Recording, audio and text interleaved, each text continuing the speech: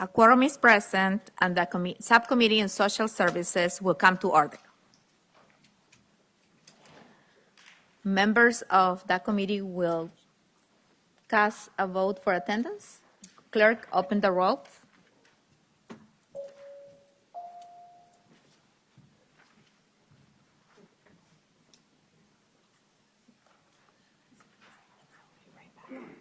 Okay, we have a quorum.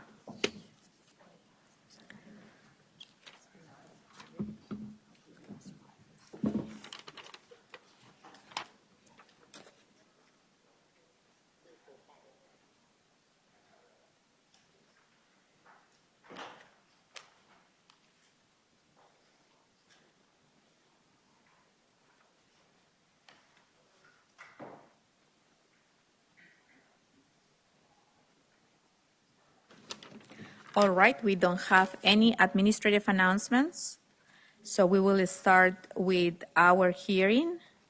I will ask Delegate Watts to come to the podium, please. Thank you very much, Madam Chairman, for the courtesy. Speaking to House Bill 747, I would like to make a brief statement and then request that it be carried over.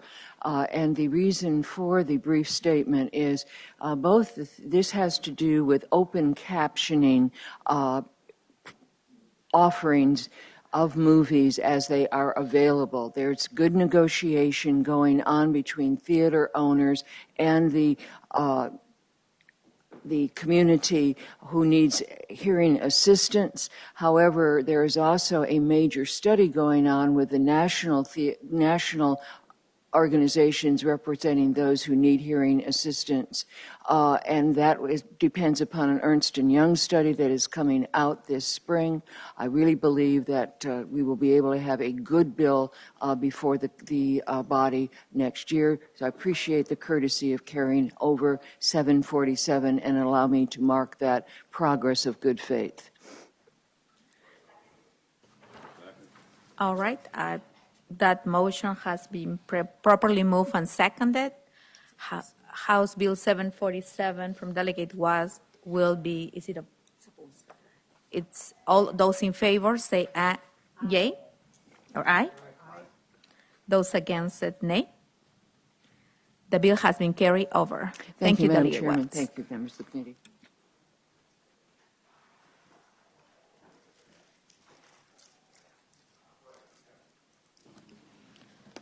Delegate Carey. Good morning, Madam Chair and members of the committee. I'm here on HB 1006. This is actually a recommendation of the Virginia State Crime Commission. The bill accomplishes two measures, and it amends the existing sex trafficking assessment to human trafficking and grants social service departments the same authority to interview a child victim as they have under current law when conducting investigations and family assessments. So just a little bit of background. Last year, we passed a bill allowing for a sex trafficking assessment, and that was, again, part of the Crime Commission's efforts. The sex trafficking assessment provides social service departments with a mechanism to intervene when a child is being sex trafficked. This human trafficking assessment will provide social service departments with the authority to intervene in both sex and labor trafficking cases. Under current law, the Department of Social Services does have the ability to interview a child victim without the presence of a parent or guardian. This bill then will now allow for that same interview to happen in cases of human trafficking. That's the bill. Thank you, Delegate Herring. Any questions to the patron from members of the committee? Okay, being none, is there anyone in the audience in support of this bill?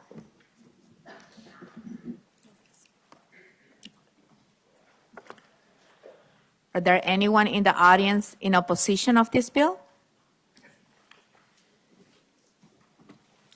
Okay, being none, this subcommittee works in motions. Okay, the bill has properly been moved to report with a second. Clerk, open the rolls. Members, cast your votes.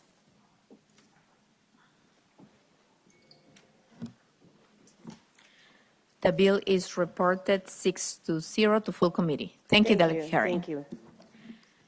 I have a request. I believe that Delegate Askew is already gone. Okay. So.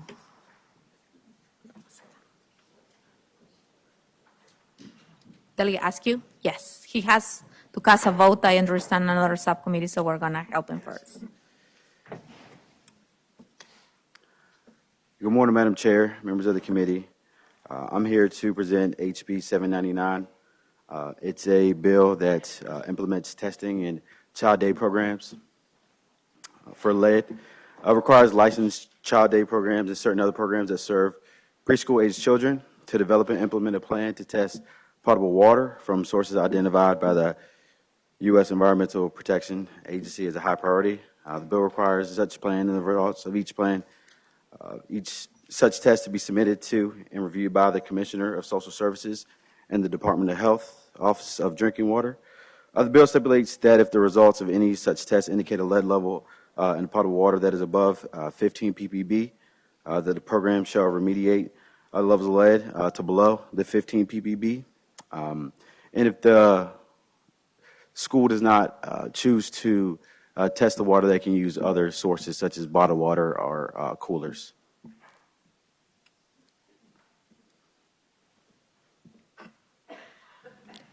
Thank you, Delegate Askew. Are there any questions from the committee members to the patron? Sure. Is there currently a testing program for this? Is this an add-on to the current testing program? There is not a current testing program. For any potable water whatsoever? I do not believe so, no, sir. Thank you.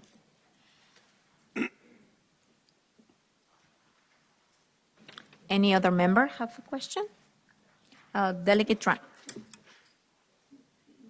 Thank you, Madam Chair. It's just some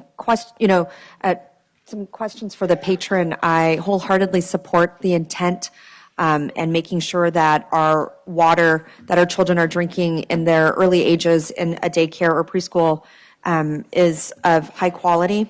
But I was just wanting some clarification on how this would happen in on the ground in implementation, and some clarifying questions. I don't know, Delegate, if you or if somebody who's with you today in the audience maybe could be able to answer them. So could you just clarify if this is this also affects in-home daycare facilities? Madam Chair, speaking to the question, it does affect in-home daycare facilities. Follow-up, Madam Chair. Are these tests that a daycare facility owner would be able to conduct themselves? Are the kits easy to purchase? Are they? Do you know how much they cost? And then my last question would be, I imagine there are thousands of individual in-home and other daycare facilities across Virginia. And would the Commissioner and Department of Health, are they situated properly to accept individual results from thousands of facilities? Madam Chair, to answer the first question, because this problem really arose and really was brought to my attention via the K-12 bill that I have is very similar to this. Goes a little bit farther that I hopefully present later this week in another education committee. But they stipulated when they did some testing in Virginia Public Schools that it was about $3,000 per school to test, and I believe it was done by an outside organization. So I believe it would be about probably, I'm just sort of guessing with this answer, but more than likely less than $3,000 because I don't believe any smaller facility that's less than K-12, that's pre-K, would be as large as an elementary school or a high school. To answer the second question, I would have to get back to you on that. I don't know how much capacity they have at the time to do that. Yes, I appreciate it. Madam Chair. Delegate Air. So just a follow-up question on Delegate Tran's question. Is there someone here from the Commissioner's Office or the Department of Health that could speak to whether or not the cost for an increased level of testing is a cost they are prepared to absorb? Madam Chair, I have Mr. Dwayne Roadcap here to speak on the bill. Thank you. Oh, Madam Chair. Delegate Air. Sir, good morning. Hi, I'm Dwayne Roadcap with the Office of Drinking Water, Virginia Department of Health. I think one question was, how much would the test cost? You can have the lead sampling done at any lab for about $35 to $40. And with regard to your second question, we would be anticipating a physical impact. This bill has a is identical to Senate Bill 393, and that was referred to Senate Finance earlier this week. Okay. On that question, and there's a similar bill from the 2018 session. I think it's Senate Bill 1622 or 1629, and there's an FIS associated with from the last year's General Assembly session associated with this language. Thank you. Are there any more questions from members of the committee? Being none, are there anyone in the audience to speak in favor of this bill? Madam Chair, members of the committee, Allison Gilbreth with Voices for Virginia's Children. We support this bill, and I did want to clarify that it's licensed daycare settings. Thank you. Are there anybody else in favor of this bill? Is there anyone in the audience in opposition of this bill? Okay, being none, the subcommittee works in motions. Madam Chair, I move to report and refer House Bill 799 to appropriations. House Bill 799 has been moved to be report and referred to appropriations and properly seconded. Clerk, open the rolls. Members, cast your vote. House Bill 799 has been reported 6-0 to refer to appropriations. Delegate. Thank you, Delegate Askey. Thank you, Madam Chair, members of the committee. Delegate Scott.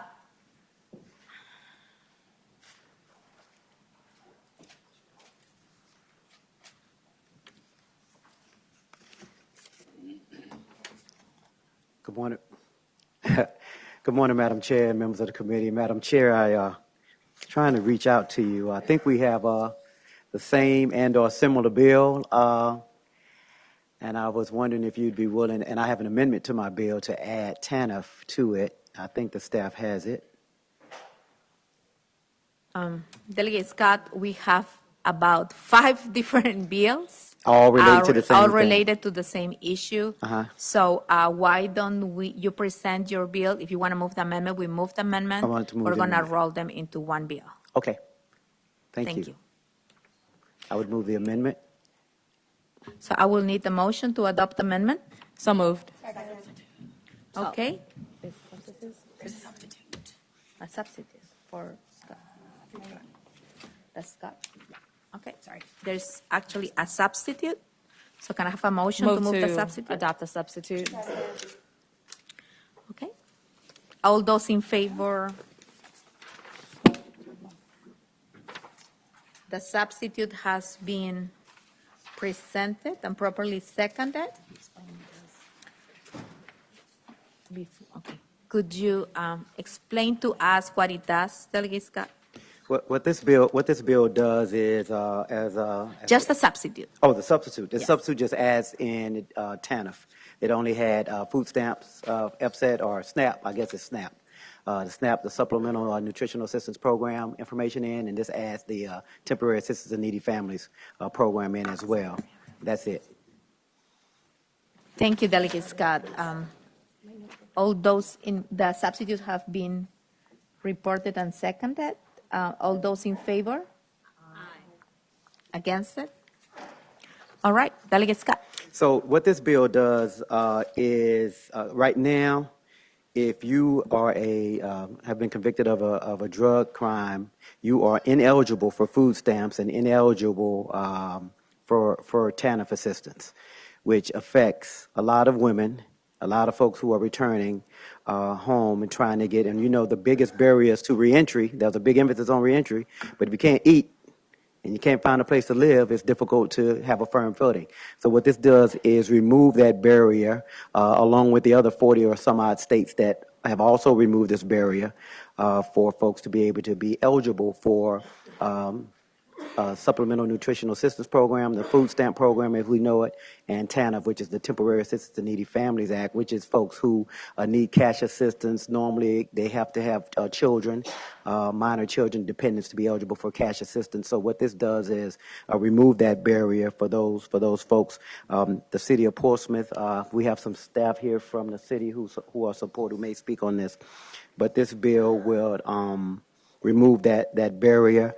This would provide the public benefit of reducing recidivism by giving folks the opportunity to have Maslow's theory is you need food and shelter first before you can have self-actualization. So this will give folks the opportunity to start over and begin to put their lives back together.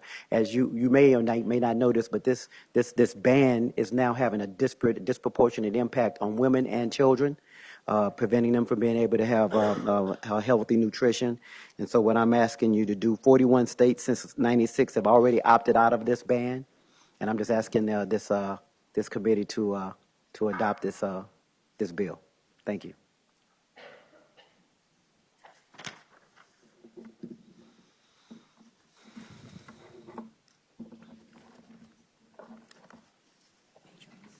Are there any questions to Delegate Scott from members of the committee?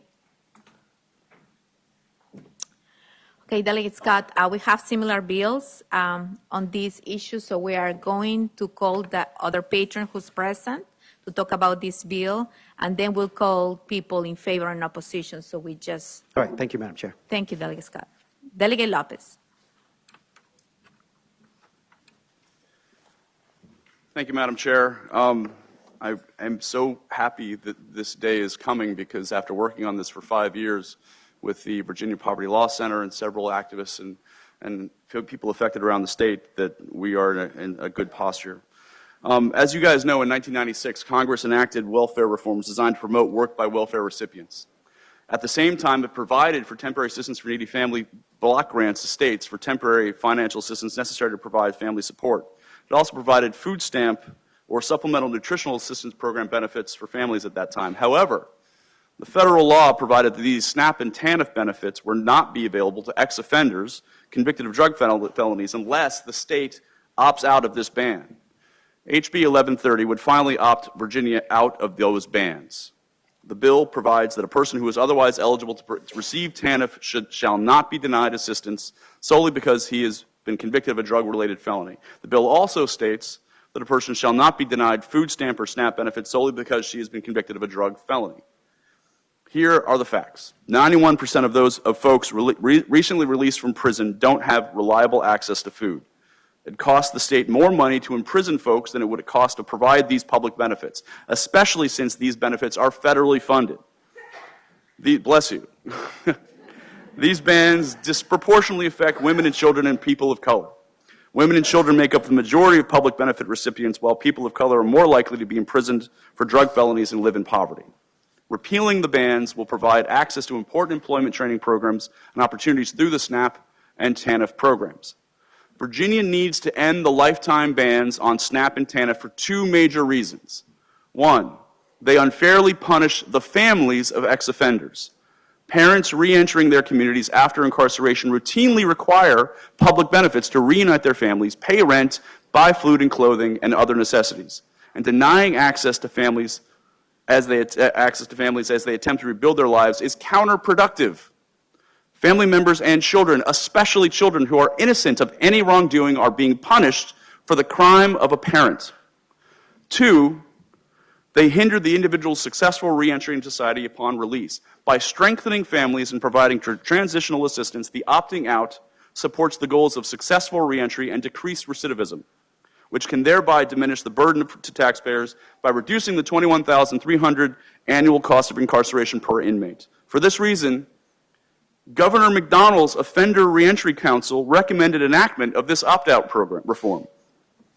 Former Governor McDonnell himself as a delegate, patroned this reform in 2005.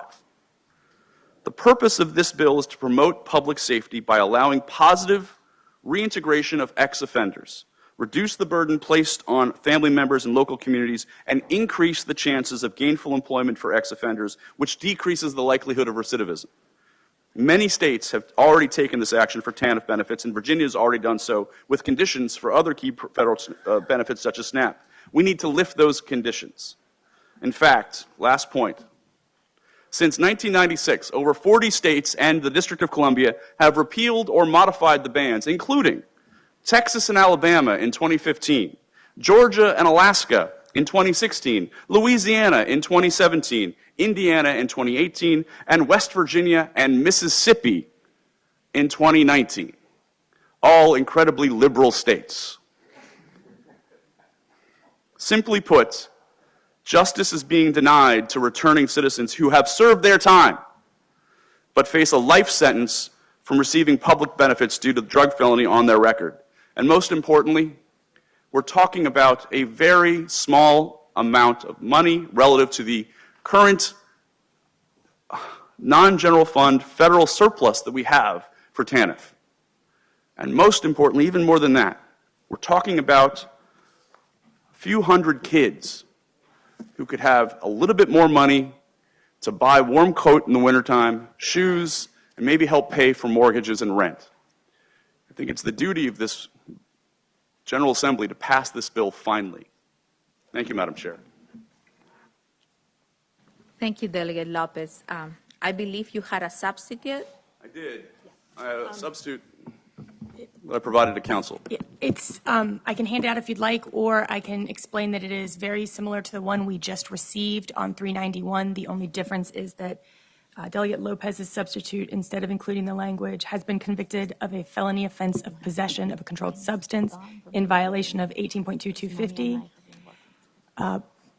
Provides for eligibility for individuals who have been convicted of a drug-related felony. So Right, and so the point there, Madam Chair, is that we want to make it as all-encompassing as possible, so it's not just drug possession. We want it to be exactly like Mamie Locke's, Senator Mamie Locke's legislation on the Senate side, which is what I believe you want as well, Madam Chair. Madam Chair, isn't that correct?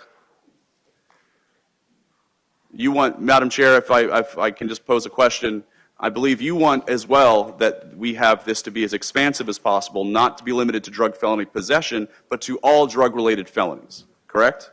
That's correct. And so I would hope that you would accept this language, which was identical to Senator Mamie Locke's language, as the vehicle for whatever you decide to do. Delegate Lopez, I will tell you that there was a bill that is already a mirror to Delegate Locke. Did you accept the this bill. one? Did you accept this? We will tell you after, so for now, we're going to present the bills. All right, thank you.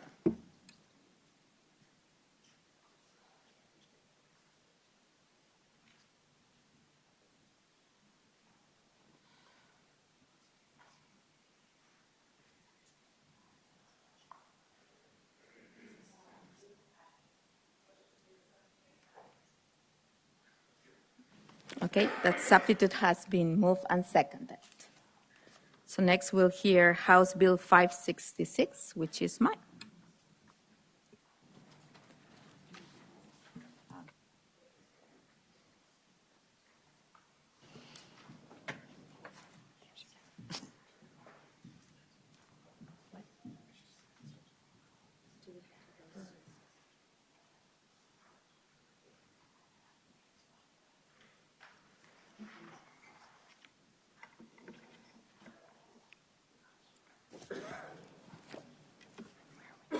Madam Chair, members of the committee, I would like to move a substitute. I would like to present a substitute to you.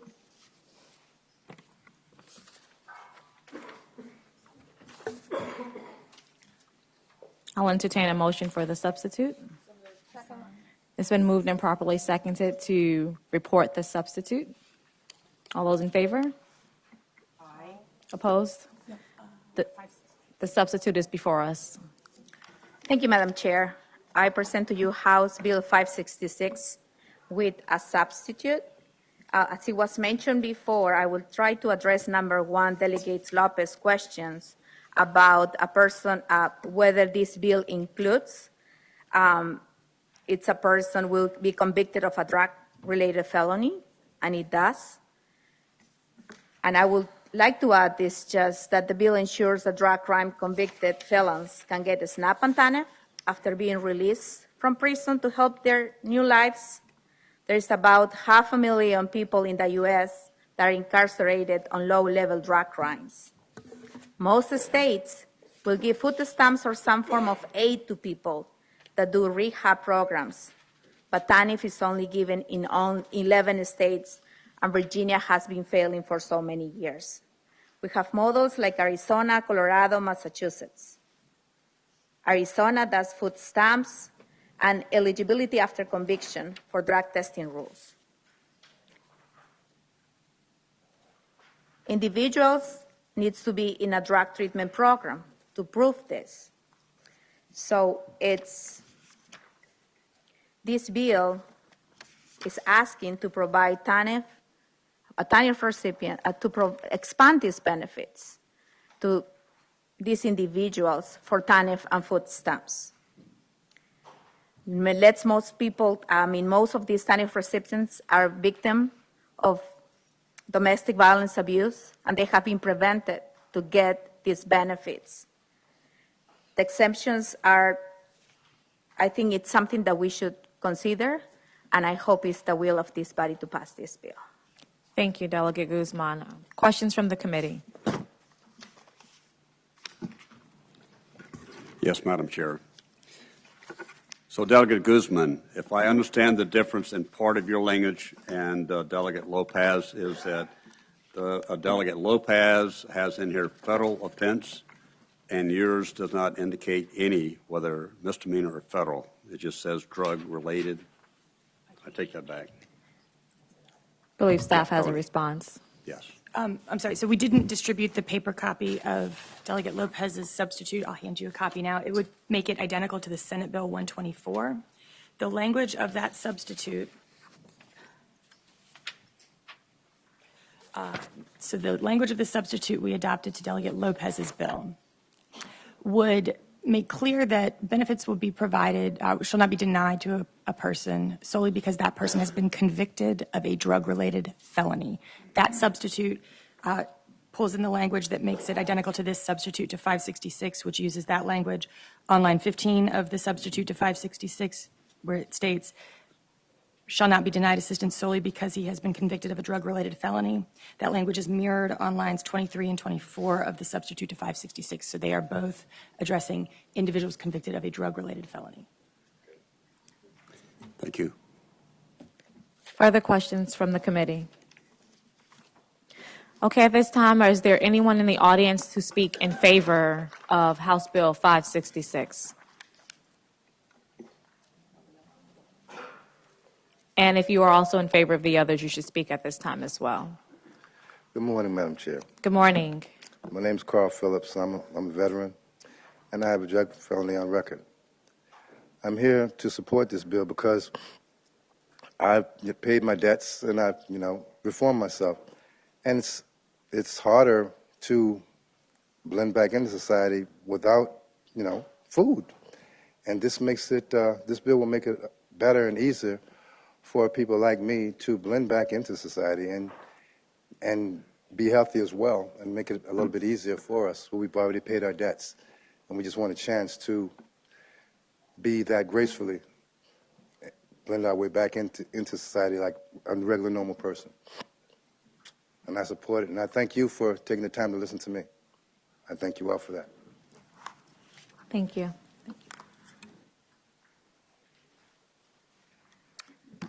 Good morning, Madam Chair, members of the committee. My name is Sherry Neal. I am the Intergovernmental Affairs Manager for the City of Portsmouth, Virginia. And we thank Delegate Scott for bringing this forward again. Some of you who were here last year could remember we fought this battle tooth and nail last year. Made some headway, more headway than had been made in years, but unfortunately it didn't get through. Just a quick little background for myself. Prior to my working for the City of Portsmouth, I was the Chief of Staff for Senator Maxwell, who served in this body up until 2003. And during my term with Senator Maxwell, we fought very hard to deal with the extreme consequences of the collateral consequences of criminal arrests and convictions in Virginia, to try to take some of this pressure off of the people who are trying to get back into society after making whatever errors they made. The Commonwealth has made great strides since that time in dealing with recidivism, and this would be another step in that direction. So we really hope that you will pass this bill through and let it go forward. Thank you very much for your time. Thank you. Good morning, Madam Chair, members of the subcommittee. My name is Salam Bhatti from the Virginia Poverty Law Center. For 24 years, this law has festered in our state, sabotaging the efforts of thousands of low-income Virginia neighbors from successfully reentering society and paralyzing them from these amazing benefits that can help them out of poverty. It has increased their chances of recidivism. Studies conclusively show that opening public benefits up to returning citizens who have drug felonies on their records decreases their chances of recidivism and increases their opportunity for a better life. With this law that we've had for 24 years, our low-income Virginia neighbors came to us hungry, and we did not feed them, naked, and we did not clothe them, unemployed, and we did not employ them. By pressing yes and voting for this bill, we will give them comfort in knowing where their next meal is coming from, solace in the ability to afford some necessities, and confidence as they are able to enter some workforce programs that were previously blocked to them.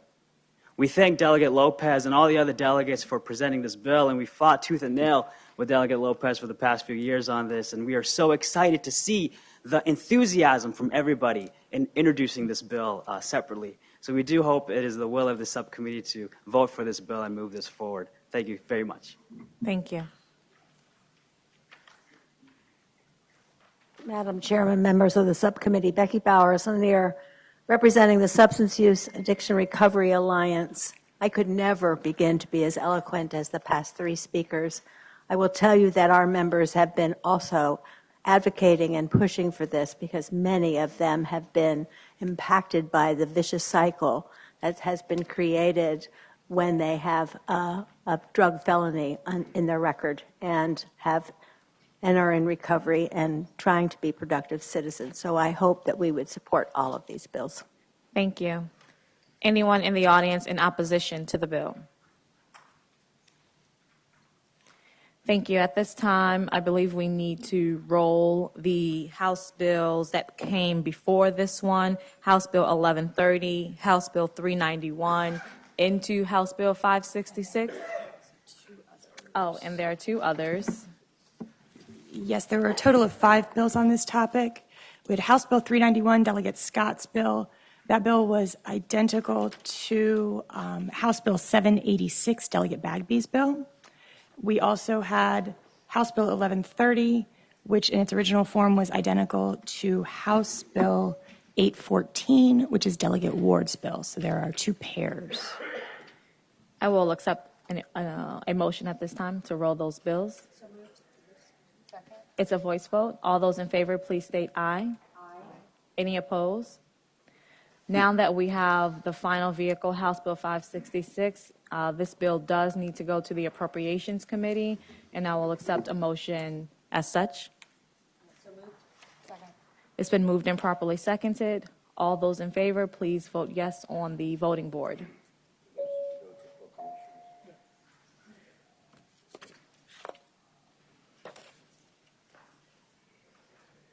The motion carries 6-0. Thank you, Delegate Guzman. Thank you.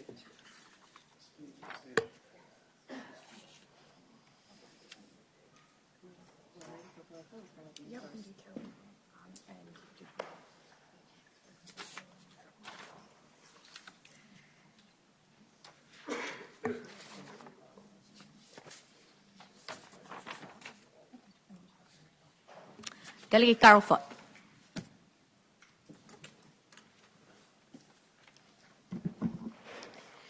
Thank you. Good morning, Madam Chair and members of the subcommittee. I'm here to present my bill, House Bill 933, Kinship Guardianship Assistance Program. First, I would like to move an amendment in the form of a substitute.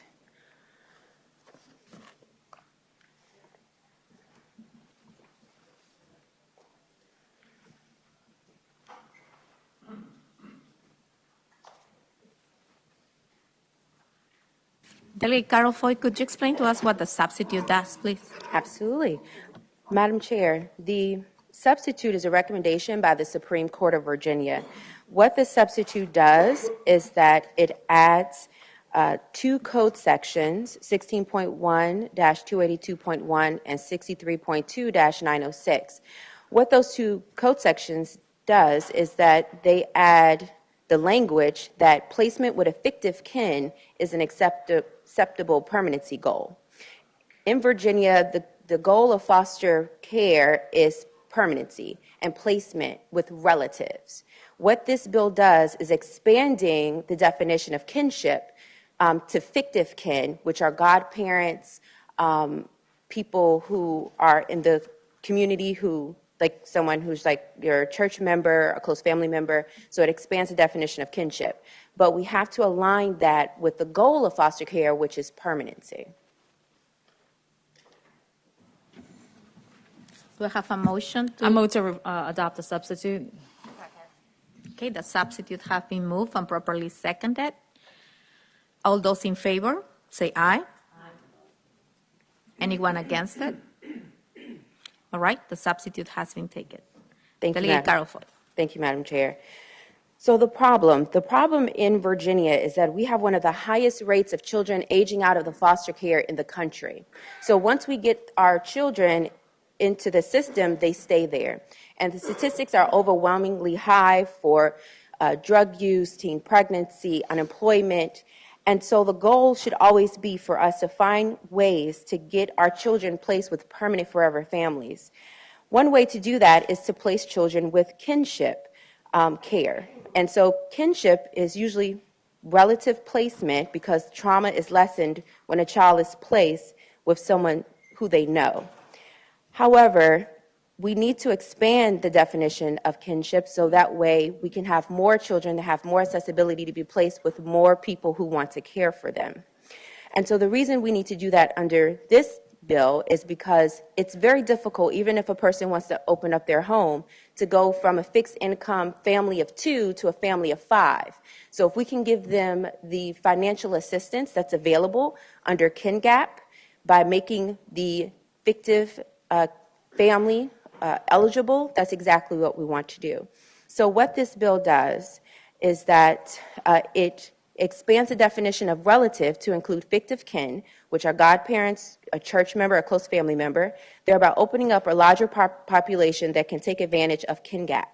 KinGap provides financial support to kinship care providers that meets children's needs, creating more options for permanency and stability for older youth in foster care when adoption is not feasible. Our hardest to place population are older foster children and children of color. In addition, this bill corrects the definition of foster home to reflect that a foster home is a residence that is approved by a child placement agency, not licensed by a child placement agency. So this bill is highly recommended by Virginia fosters, community members who would qualify as fictive kin, Department of Social Services, and Deputy Secretary of Health and Human Resources, and Division of Family Services. So I'm open to answer any questions anyone has. Do I have any questions from the committee members to the patron? Okay, being none, we have an identical bill from Delegate Brewer. So what we're going to do at this point is, thank you, Delegate Carol Foy. We are going to listen to Delegate Brewer, and then we'll open it to the audience. Thank you, Madam Chairman, members of the committee. Delegate Carol Foy said probably everything I was going to say. This was brought to us, I'm actually the Vice Chair of the Commission on Youth. This was brought to us this year as one of the many recommendations we were set forth to put out to work on in regards to KinGap and working obviously towards ultimate permanency. I did go ahead and file a budget amendment on this bill just in case. We still have not received back to FIS. I do understand that DSS should be able to absorb, and it looks like it may be under 50,000. We had estimated 73, so just for safekeeping, I went in and filed that budget amendment. Thank you, Delegate Brewer. We understand that we have to refer this bill to appropriations. Just so the public is clear, because this is the second time that is brought up to the attention, I would appreciate the patrons, when they have duplicate bills, not to wait to the date of the hearing to make decisions on which will be the vehicle. This subcommittee meets during the week to appropriate the agenda items for this hearing. So I would ask the patrons in the future, if you want duplicate vehicles, to reach out to the chair or the subcommittee members of this committee and have these conversations in the past, so don't put the members of this committee in an uncomfortable position. For now, I would like to invite the individuals who are in favor of this bill. Madam Chair, members of the subcommittee, I'm Duke Storn, Commissioner of the Department of Social Services, and the administration is in strong support of this bill. Thank you very much. Madam Chair, Todd Gackey with the Family Foundation. We support this bill. Also, as a foster care parent, this is a great way to provide loving homes to especially those who are prepared to phase out of the foster care system. So we recommend this committee support this bill. Madam Chair, members of the committee, James Pickrell with the Virginia League of Social Services Executives. We'd like to thank Delegate Carol Foy and Delegate Brewer for bringing this bill, and we are also strongly in support. Thank you. Madam Chair, members of the committee, Allison Gilbreth with Voices for Virginia's Children, and we too are strongly supportive of this bill. Madam Chair, Valerie LaRue from Virginia Poverty Law Center, and we also support this bill. Thank you. Madam Chair, Cassie Cunningham with Children's Home Society. We also support the bill. Thank you. Is there anyone in opposition of this bill? Madam Chair, I move to report and refer House Bill 933 to, do we have to move? First, I move to roll House Bill 917 into House Bill 933.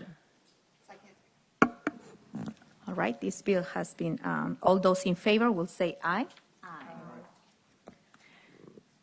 I now move to report and refer House Bill 933 to appropriations.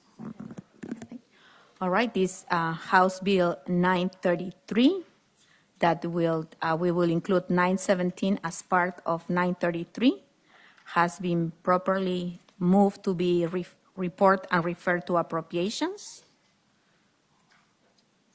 No, you're fine. Sorry about that, because, but now, clerk, open the rolls. Members, cast your vote.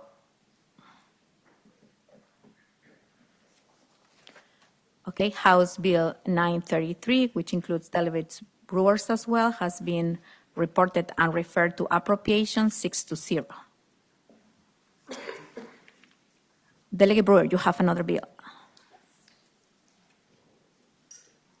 Madam Chairman, members of the committee, House Bill 920 creates a state-funded kinship guardianship assistance program modeled after the federal program currently in place in Virginia. State KinGAP would allow an additional permanency option for children not eligible for the federal program. The Commission on Youth heard from many social service and local departments during its foster care study this past year. And they found that the current federal KinGAP has eligibility requirements imposed by the federal government that are just too rigid and prevent wider use. House Bill 920 would ensure the state program helps the children and families who will be best served by kinship guardianship. Hope it will be the pleasure of this committee to report the bill, the goal of bettering the lives of our children. Delegate Brewer, do you have any amendments to this bill, or is just in No its amendments origin to this form? bill. All right. No. Sorry about that. Do we have any questions for Delegate Brewer, members of the committee?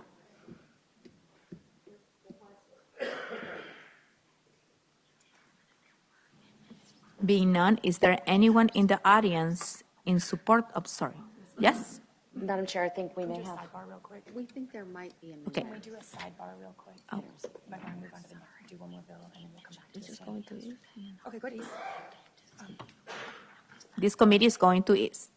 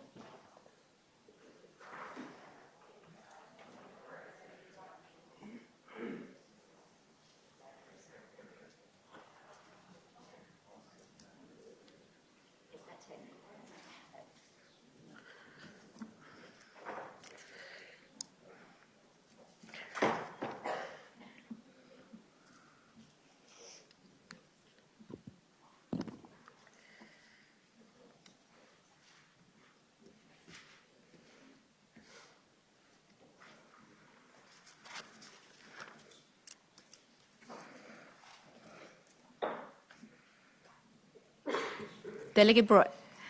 Thank you, Madam Chair. We actually do have a couple of technical amendments, and we do have a substitute before the committee. And those are coming through on lines 29 through 31, and then lines 52 through 54. And it's just to clarify a little bit of issue on permanency, and also a little conversation about reunification. Move to adopt the substitute. All right, the substitute has been moved and properly seconded. Is there anything additional that you would like to share, Delegate Brewer? No, Madam Chair. All right. Do we have any questions for Delegate Brewer? None. Please, those in favor of the bill, come up front. Madam Chair, members of the committee, Allison Gilbreth with Voices for Virginia's Children, we support this bill. Madam Chair, Cassie Cunningham with Children's Home Society. We also support this bill. Madam Chair, members of the committee, Valerie LaRue from Virginia Poverty Law Center, we support this bill.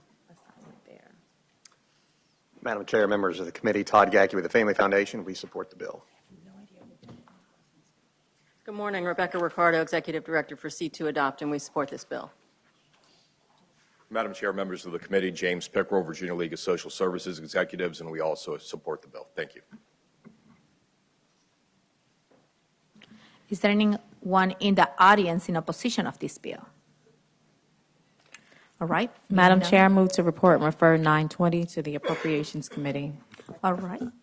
The bill has been properly moved and seconded to refer House Bill 920 to appropriations.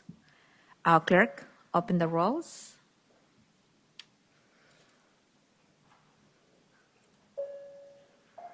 Members, cast your votes.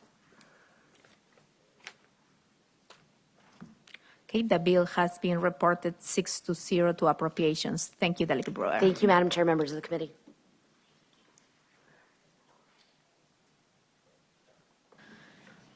Delegate Levin.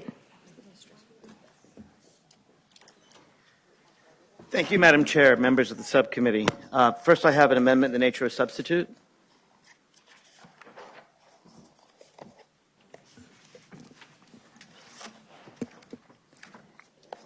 Move to adopt the amendment in the nature of a substitute.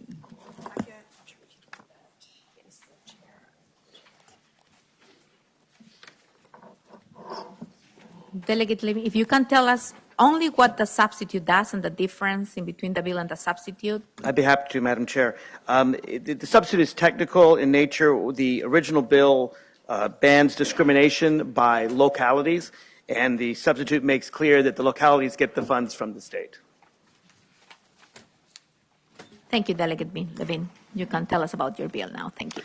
So HB 1051 repeals a bill that was put in the Virginia Code in 2012 to make Virginia the second state in the United States to fund taxpayer discrimination in adoption. That had never been in the code before 2012. Since that time, there have been a few other states that have also adopted similar bills, states like Alabama, Mississippi, South Carolina, Texas. What this provision does is it repeals that and says that you can't discriminate with taxpayer funds on adoption agencies. If organizations want to discriminate and they don't get taxpayer funds, that's their business. This only relates to taxpayer funds. The problem with this, the current code, is it harms children.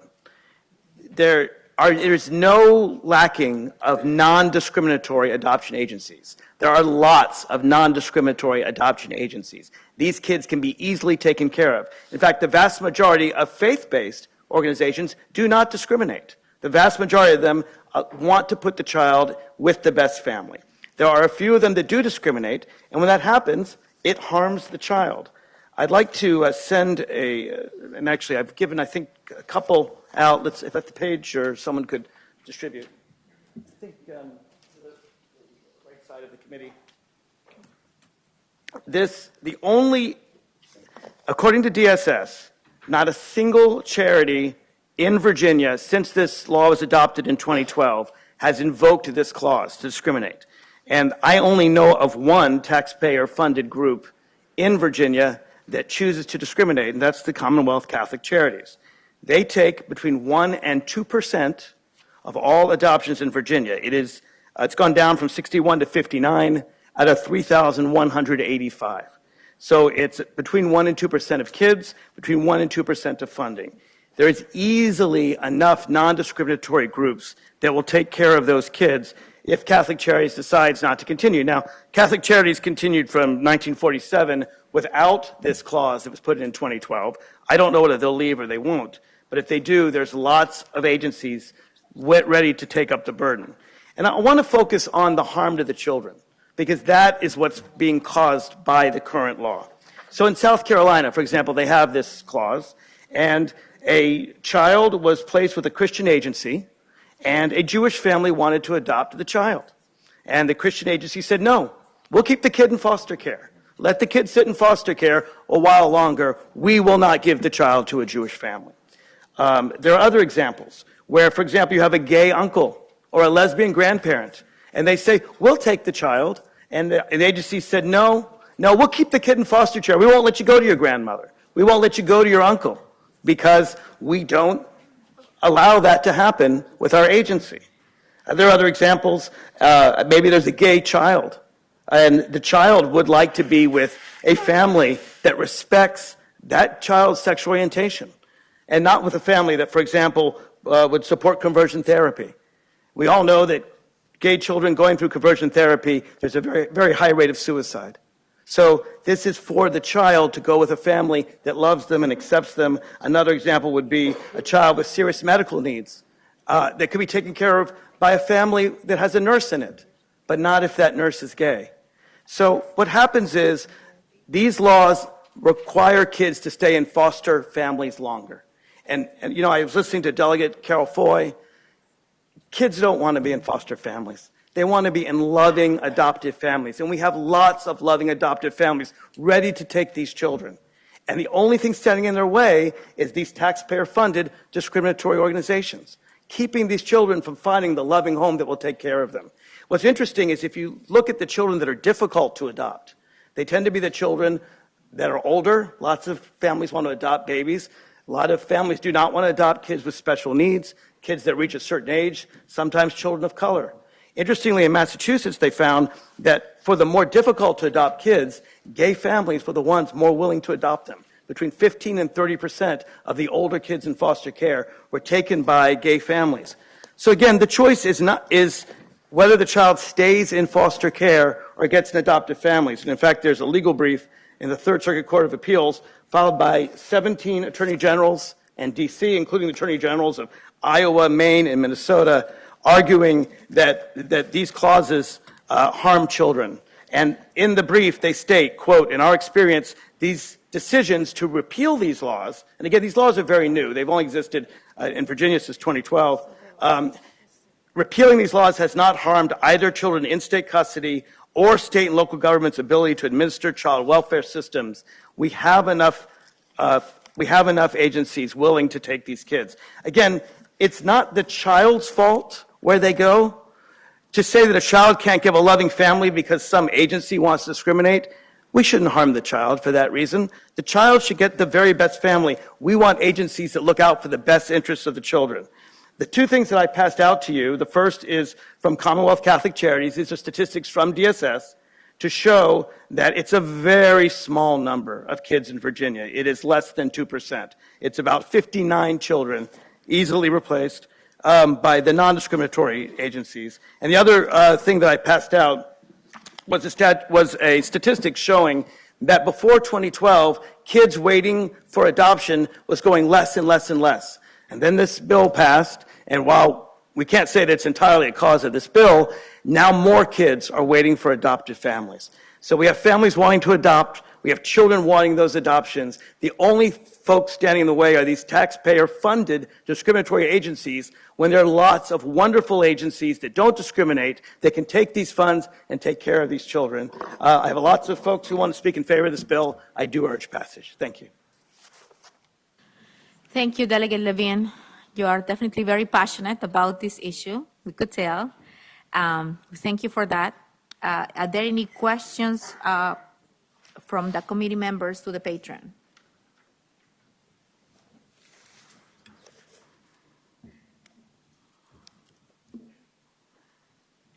Delegate Trump. Thank you, Madam Chair. Good morning, Delegate. Madam Chair, I have some questions for the delegate to help me better understand the substitute. Is that okay? Sure. Delegate Trump. Thank you. Delegate Levine, so I think in the substitute line 92 says no state pool funds and shall be provided directly or indirectly to any child placing agency. Could you or somebody from DSS help me understand what the term state pool funds means? And then also, what is the scope of child placing agency? I know we're talking about adoption and foster care, but are there other types of services that would also qualify kind of in that bucket? Thank you. That's a wonderful question, Delegate Tran, and I have someone from DSS to answer that question. Good morning, Madam Chair, and Delegate Tran, to your point and to your question is the original bill that was in front of you was strictly limited to only state funds. And so whenever in visiting with Delegate Levine about what he was intending from that end of it, Virginia has a very unique system that has our federal funds that sit inside of the department and our state funds that sit inside of the Office of Children's Services. And those are otherwise known as state pool funds.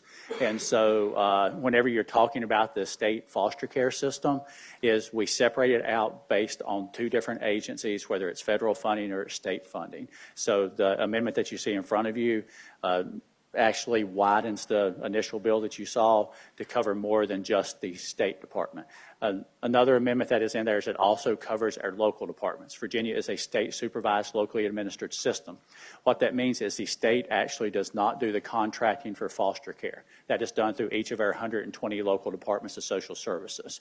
So in order for this to actually be in effect, it needs to apply to federal funding that comes out of us if you want that tied to it, state funding, which is run through your Office of Children's Services, and through your local boards of social services, where the children are actually in the custody of the local board of social services. So those are several of the amendments that you're talking about to help clarify. Can I have a follow-up, Madam Chair? Delegate Trump. Thank you. So I just want to make sure I understood two things that you just said. So there are no, in the foster care system, state and federal funds are always tied together. So are there any agencies that receive funds for foster care services that just receive state funds and just receive federal funds? And then the third bucket would be receives both? Okay, Madam Chair and Delegate Trent, I'm going to answer your question in a couple of different ways because we're commingling several different conversations with this. For children that are in foster care, you can have children that are 100% federally funded, you can have children that are 100% state funded, or you can have children that are a combination of federal and state funds. For an agency such as Commonwealth Catholic Charities that Delegate Levine was talking about, those children are considered to be in therapeutic foster care or treatment foster care. Those children receive a combination of federal and state funding to pay for those and a local piece to it as well. So they get federal funds, they get state funds, and they get local funds. So you can't separate one of them out without talking about all three of them in conjunction. In addition, as a state, we actually do state contracting for adoption services and things along those lines with Commonwealth Catholic Charities as well. So we have state-only money that goes directly to that entity as well that is not directly tied to an individual child's placement. So when you're thinking about this, is you have to think about it very broadly about all the money that's being used and how it's being used with that specific agency.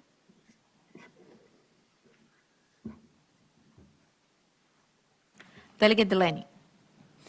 Thank you, Madam Chair. I think my question will be for you, Mr. Ayers, but if we'll see. But many of you know I've worked with children in foster care, and there are a few things more heartbreaking than a child in a non-permanent placement that is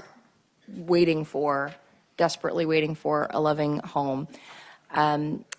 My question about the implementation of this legislation, I need to better understand the population of children that we're discussing, the amount of money that is currently being allocated towards the child placing agencies function with those children, and what slice of the pie of that total funding is required for that care. How much of that are we providing as the state? And see if I can phrase this. I would imagine that a private child placing agency has a certain budget to deliver those services. And we are providing a portion of that complete budget. So if in implementation, if we were to pass this law, how many children, and I know the delegate mentioned this, but just to confirm, how many children would need to be replaced under the presumption that Catholic Charities or any other organization that might be caught up in this would need to be relocated to a different placement? And what would the funding implication be for that reallocation? Because the premise of that is my understanding would be that our state funds fund a portion of that operation that serves those children. And I just want to understand the actual implementation and the impact that would have on that caseload.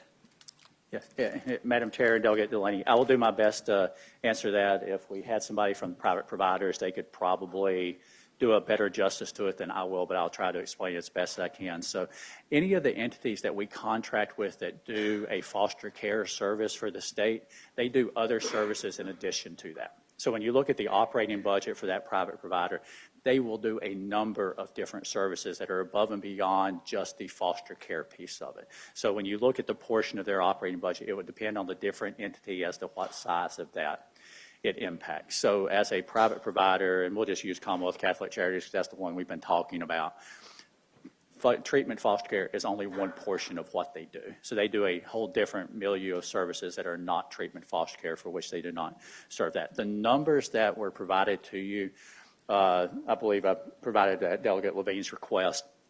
I didn't see what he handed to you, but he made a request and I gave him the specific numbers on behalf of the Office of Children's Services and on behalf of my office.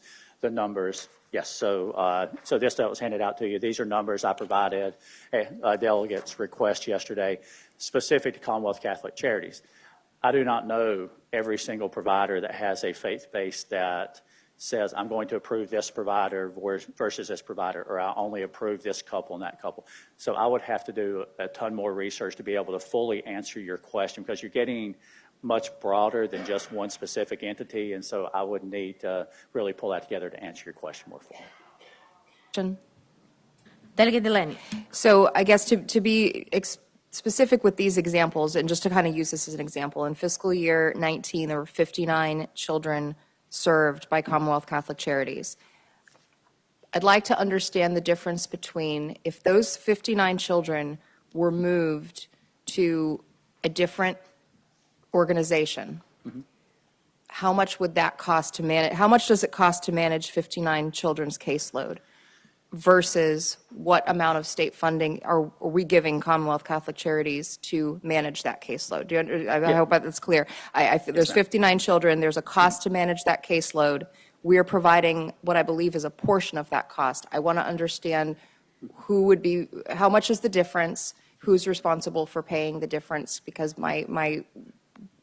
what I'm concerned with is making sure that those 59 children at that organization, and I don't know the full scope of what we're looking at, I want to make sure that they are not displaced by any action that we take. That's what I want to ensure, and I want to understand the scope of that. Sure, and Madam Chair and Delegate Delaney, a couple of things. So we pay a fee to the agency when they are in TFC, so we pay a higher rate to that entity. And so we pay for the overhead and the case management, those sort of things that we do not pay if we're in a local Department of Social Services. So I'll give you an example. So our average payment to a foster family inside of a local department is about $596. In a TFC agency, we're paying them approximately $3,000 to $4,000 per month. There is a significant difference. So we are paying that level of overhead to the TFC agency to provide that case management service and pay them a higher fee. That is included in those numbers. So when you ask about for fiscal year 19, there were 59 children that were placed with Commonwealth Catholic Charities that we paid a total of just shy of $1.3 million to that entity for those TFC services. So if you were to shift that to another agency that provides TFC services, you would basically be paying that same amount to another entity. The impact I cannot answer for you is I do not know what the impact that would be on Commonwealth Catholic Charities or their overall operations or what percentage that is of their budget. That's not a number that I would get into, so I don't know the impact. But the total cost would stay very similar. You would just be using another entity. To your last question, all of those children would have to be disrupted. And so that's the bigger conversation when you're asking that question. If we say, unless we add a grandfather clause or that this doesn't impact the children that currently exist, then where you're not making new placements, then the children that are currently there, whenever we say that, and that we cannot no longer use those funds, then those children would have to be moved. And they would have to be moved to another home, which disrupts permanency, and all those other pieces that you've heard other bills talking about we're trying to stop. And so that's the real impact if you do this, not only on future placements, but for the children that are currently there, they would have to be moved and relocated to another home. And you already also understand from the previous discussions with this committee over the years, we have a significant issue with a lack of appropriate foster homes for our children in Virginia to begin with. So we exacerbate that issue in the interim, especially for those children that are currently placed. And so I can't tell you the full impact as we go forward, but that's the impact on the current population as it exists.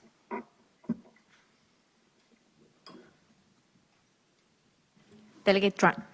Thank you, Madam Chair. I think you might have answered my question in your response, sir, but I was going to ask, if you were shifting 59 children from this one organization, and it sounds like you haven't yet done a scan to see if any other organizations would be out of compliance with this bill if it passes, right? So there may or may not be additional children affected, but do your other organizations that you work with or the local agencies, do they have the capacity at this point to absorb these children? Because I don't see a delayed enactment, so this would go into effect in July. So would there be, is there that capacity? And then also, I think one of my original questions earlier was in lines 92, the substitute, when we're talking about any child placing agency, is that only are child placing agencies just in the foster care space, or do they also include other services that we can, such as working with homeless youth or other youth and things like that? If you could explain that too. Thank you. Yes, so Madam Chair, Delegate Tran, so a couple of specific pieces is that any child placing agency, that actually includes your local departments or private licensed child placing agencies, and we're talking about in the foster care and adoption realm. So it goes from that piece of it.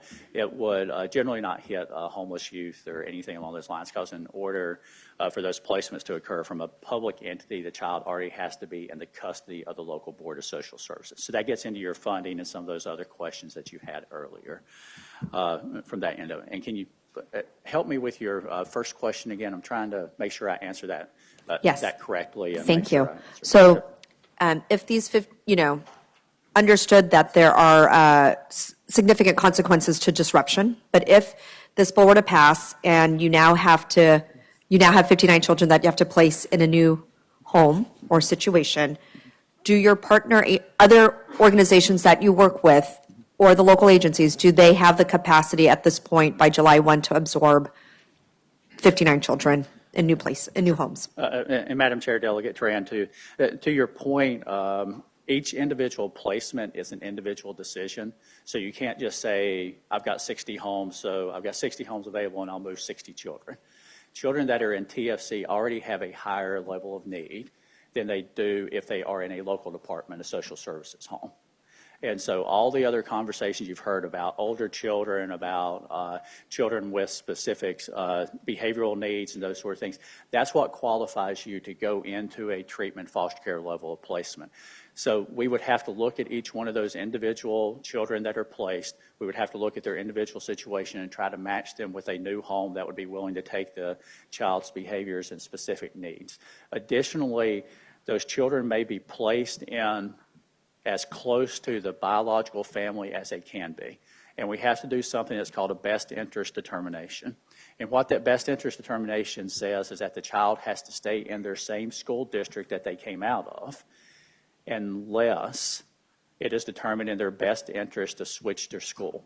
And so you've got multiple factors that go into that piece of it. So to fully answer your question, I would have to go through each one of those children that are placed, see if there is another home that would be able to do that piece of it, and then run through all those criteria that led to their original placement to determine whether or not we had capacity to do that.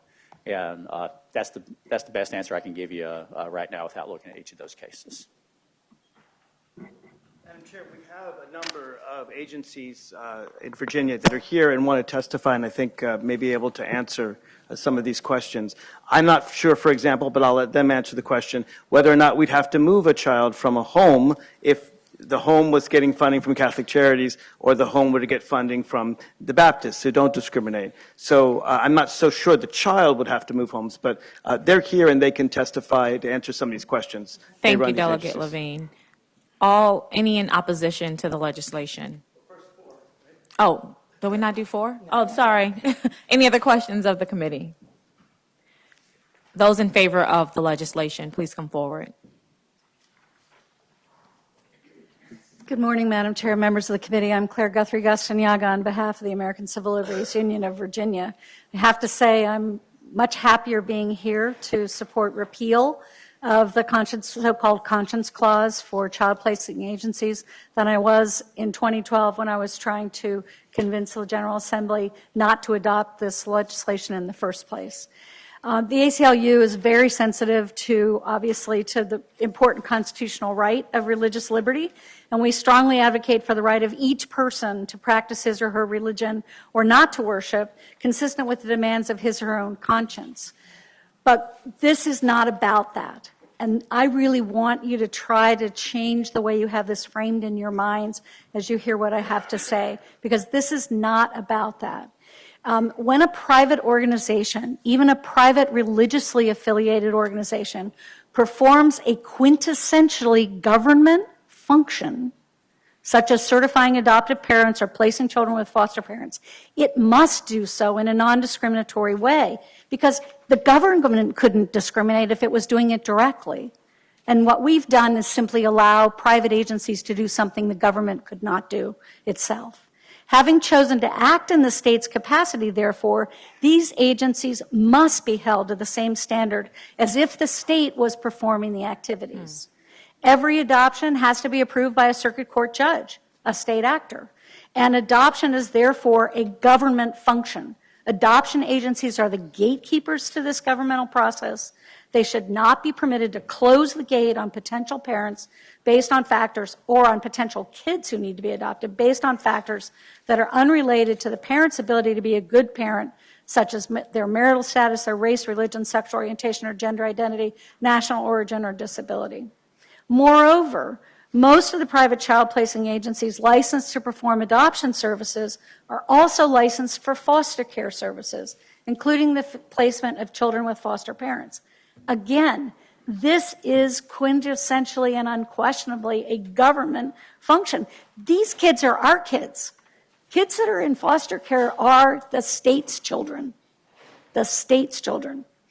So state law should not enable policies or actions or fund agencies that use factors other than the best interest of our kids to limit the pool of foster parents available to those children who are in desperate need of forever homes, or to refuse to serve any child. The other piece of this is that the current law not only allows discrimination against prospective parents, but decisions not to provide services to the individual children, causing direct harm to them. Allowing agencies to make decisions regarding children in need of foster care or on any basis other than the child's best interest may result in a child losing a placement with the most suitable family.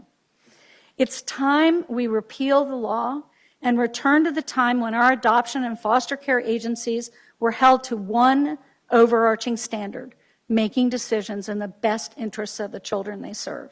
This legislation would do that by requiring any agency that wishes to perform these government functions to live up to the same legal and constitutional standards that the government itself would have to meet.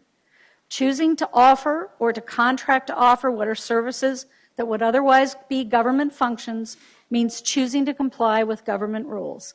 And child placing agencies that do not wish to do that should not be licensed or funded by any public agency. Thank you. I'd be happy to answer any questions. Okay. Thank you very much. Thank you.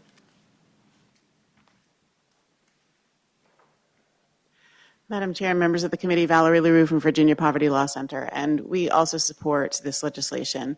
However, we share Delegate Delaney's concerns about the potential for children's lives to be disrupted, as you've heard from the Department of Social Services. Disrupting children's placement ultimately impacts their ability to gain permanency in their lives, which is one of the intents behind this bill, is to help children to gain permanency. So whether it's a grandfather for the children who are already in there, or if there is a directive to the Board of Social Services to not disrupt children's lives in the process of transitioning from the current state to the state that we would be under come July 1st, I don't know that it's important, and the department might know what the best way for it to proceed would be, but I would certainly ask that the children currently in care be protected under this change. But with that caveat, we support this bill. Thank you.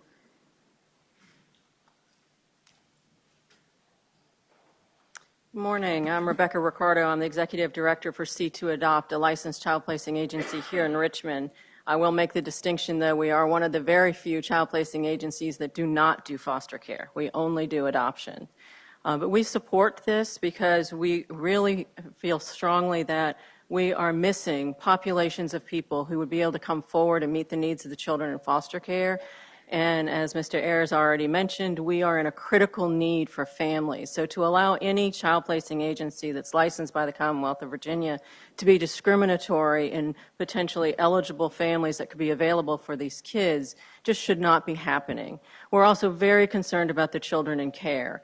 And the ability to allow certain child placing agencies to potentially discriminate against children and not provide services to them is appalling to us as a child placing agency. So we support the repeal of the Conscience Clause, and in light of the conversation we've just had about the disruption potential for children that are in care with an agency that might have to stop serving, I just want to say this. First of all, I think a grandfather clause to give time for that would be appropriate. I think there's also some other workarounds we could do. The families of those children perhaps are not discriminatory and could be absorbed by another agency as becoming one of their families, so perhaps the child wouldn't have to move anywhere. But as Carl Ayers said, we would have to make that decision child by child. But there certainly are a lot of child placing agencies in the Commonwealth who do not discriminate. And I think, the money would transfer to them, so the money's the money, no matter where the child goes. And I think there are some workarounds that we could creatively do collaboratively amongst the child placing agencies and local departments to make sure that our children were harmed the least. But we need to remember we've got to go backwards to, we've got kids who are potentially sitting in foster care simply because an agency wants to be discriminatory about the family that's out there and available to them, but there's something about them they don't like, so they don't want to place with them. And that's not appropriate. It's certainly not appropriate use of public funds. I'd be happy to answer any questions if I can be helpful. Thank you.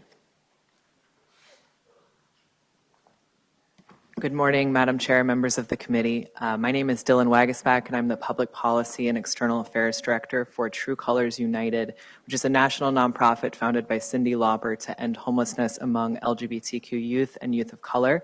I'm also a national co-chair of the Every Child Deserves a Family campaign, which is a national campaign to end discrimination against LGBTQ children and families in child welfare systems. On behalf of both of those entities, we support the bill.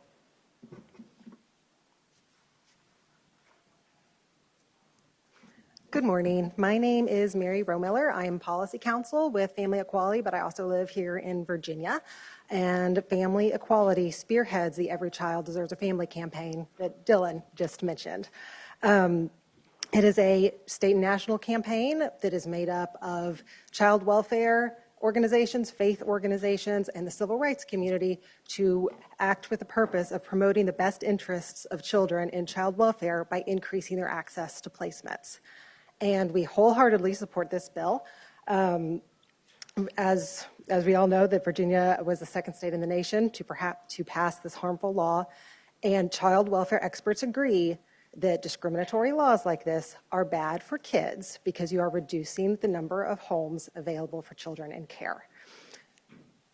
Speaking specifically to Delegate Delaney's concerns and some of the concerns that came up, there is absolutely no evidence that a bill that repealing this law and passing this bill will result in fewer homes for children or harm children who are currently in placements.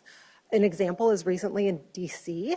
Catholic Charities left D.C. when they passed non-discriminatory protections. There were 40 kids in care. Those kids were all absorbed by another agency, did not miss a beat, and those who were placed in homes, there were no reports that they had to be placed in different homes. The homes that they were in simply transferred the case management to the new agency that took over. The homes did not say, we won't continue to take you. They were just managed by an agency that did not discriminate. In theory, if you had a discriminatory a family that refused to work with a non-discriminatory agency, that would be the only situation where that would come up, but I think that's very rare because most of the people who do this because they love the kids, and they're not going to turn away a kid. So I understand your concern and where it's coming from, but in practice, it has not been something that we've seen nationwide. So I hope that helps. I think I would also just like to say that in the states where non-discriminatory laws have been passed, we have not seen a mass exodus of agencies who are taking care of the kids. Most faith-based agencies do not discriminate, and we do not expect to see a mass exodus here. So, as I said, to those that do leave, those kids will be taken care of. They will not be abandoned and put back into congregate care or something like that. And in those states where the non-discriminatory laws have been passed, the states have found other ways to work cooperatively with the agencies so that those agencies are still very much involved in caring for children. They are just not doing the child placing function where they're able to turn away qualified homes for those kids in care. I think just in closing, I would just say that One thing to also keep in mind when looking at this bill is that if you look at the data, since this law was passed, there has not been, the number of kids waiting for adoptions has actually increased. And we're not saying it's because of this bill, because that's a causal relationship we can't say, but what we can say is that this bill is not having the promised effect of the law, I'm sorry, the initial law is not having the promised effect of getting these kids into more homes. So we need to try something different. This bill will allow for more placements to be opened up and help get Virginia off of number 49 of the list of the list of states. We're 49th in number of kids who age out of foster care, so we need to work on improving that, and this bill will help us do that. So we join our friends in the child welfare community and support this bill because it puts the kids first. Thank you. Thank you. Thank you so much. If the next individuals just can state the name of the organization, because in order to go through a fair process, we would like also to listen to the other side of that issue. Thank you. Certainly. Madam Chair, members of the committee, good morning. My name is V. Lamneck. I'm the Executive Director of Equality Virginia, and we support this bill for the reasons stated. Thank you. All right, thank you. Is there anyone in opposition of this bill? So I do want to be fair in the process. So please, for the speakers behind the gentleman here up front, if you can provide to us different factual information so it's not repetitive, so we can move through this really quick. Thank you, sir. Yes, thank you, Madam Chair and members of the subcommittee. My name is Jeff Caruso. I'm with the Virginia Catholic Conference. We're here in opposition to the bill. I'm going to be extremely brief because we do have providers as well as parents that can speak to this issue. I just want to, first of all, clarify, as you've heard before, the bill really does two things. The first thing it does is it repeals the existing conscience law. That's on line 101 of the substitute. That's the existing conscience law, and this substitute proposes to repeal that, which of course we oppose. And then the second thing it does is it addresses those, it takes away the ability for state funding for some organizations, and that's what you find on lines 92 through 100. Speaking more broadly to the bill, just three basic points. First point I would make is that we need more resources for children, not less, and we need to increase, not decrease, the opportunities they have to be placed with safe and loving families, and the community partners who will provide these opportunities. Secondly, birth parents should have choices. Some birth parents choose faith-based providers due to shared beliefs. That option should continue to be available to them. And then the third point I would make before I turn it over to other speakers would be that providers of various religious beliefs, a diverse array of religious beliefs, should have equal access and an equal chance to partner with the state. So with those remarks, I'd like to turn it over to those that can speak with more expertise about some of these issues. Thank you, sir. Madam Chair and members of the committee, my name is Jay Brown. I'm the Executive Director of Commonwealth Catholic Charities here in Richmond. Our mission is to provide quality and compassionate human services to all people, and especially the most vulnerable. We are one of the larger and more well-established nonprofits offering child placing services across the Commonwealth, and we partner directly with the Commonwealth and its localities to protect and nurture vulnerable kids. We serve close to 200 children each year in our foster care programs right in central, western, and far southwest Virginia. Currently, our census in our therapeutic or treatment foster care program is 81 children. We have an additional 43 in our unaccompanied refugee minor foster care program.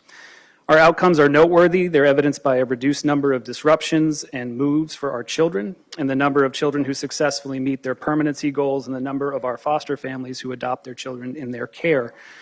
Our state contract to provide adoption services is restricted to several localities in far southwest Virginia. We feel a significant need in adoption in this area due to the lack of other nonprofit providers who are able to provide the service. In addition to providing treatment and foster care, we contract directly with the Office of Newcomer Services, a division of the Department of Social Services, to provide foster care for foreign-born refugee children who present unique needs and challenges. And by accepting legal custody of these children, Commonwealth Catholic Charities assumes full responsibility for their care and their safety until they emancipate from our care. Our commitment to quality is evidenced by not just meeting state licensure standards, but also by meeting or surpassing third-party accreditation standards established by the Council of Accreditation. As a Catholic agency, we are guided by Catholic teaching in the provision of our services. It is our hope that we can continue to provide these valuable services and contribute immensely to the child welfare community across Virginia while adhering to our Catholic identity. At a time when there is a great need for placement and support services for children engaged in Virginia's child welfare system, we believe it's in the best interest of Virginia's children to increase the number and variety of providers available to serve them rather than exclude agencies based on their religious beliefs. Thank you for your time. Thank you. Thank you. Good morning, everyone. Could you like to move the microphone in front of you down so we can listen yes, to you? Thank you.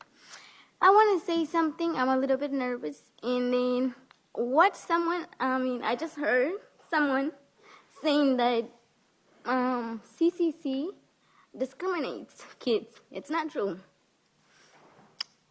I am a gay. My foster parents were Christian. They are Christian, and they love me.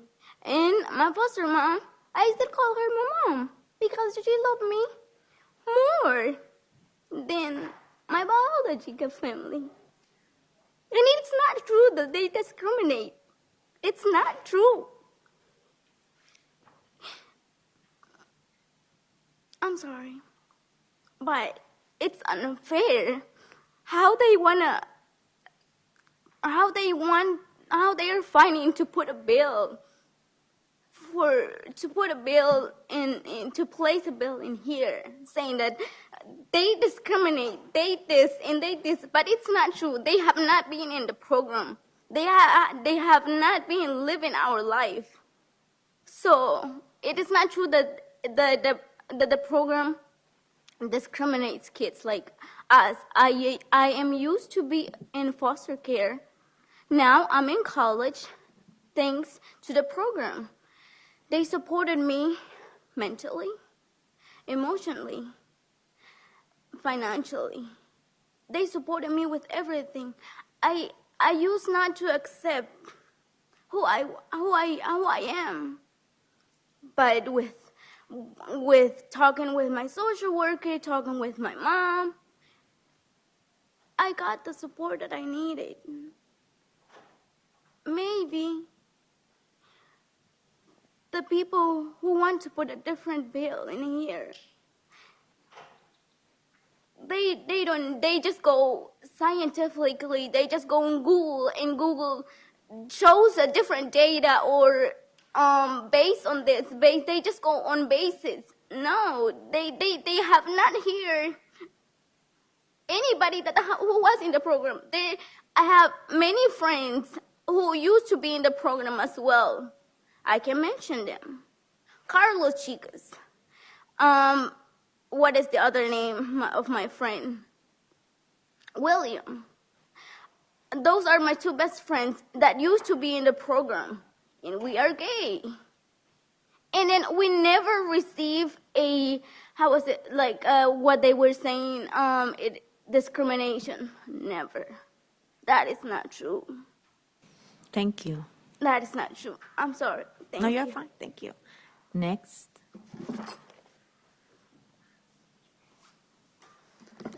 Good morning, everyone. My name is Mateo. I used to be in the foster care system back in 2012 until 2017. I was in the foster care for 5 years. First of all, I would like to explain that Catholic charities, when I got in this beautiful country, they become part of essentially my life. They become like part of my family, I could say. I would not be here today if Catholic charities, they would not have helped me out. I was 15 years old when I got in this country with no family, with nobody with open arms.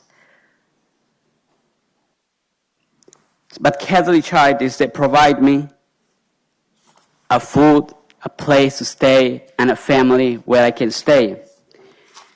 Before meeting the Catholic charities, I did not have really, back in my country, and when I got here, I did not really have big expectations in my life. Never basic things like going back to school or just normally have like a normal childhood.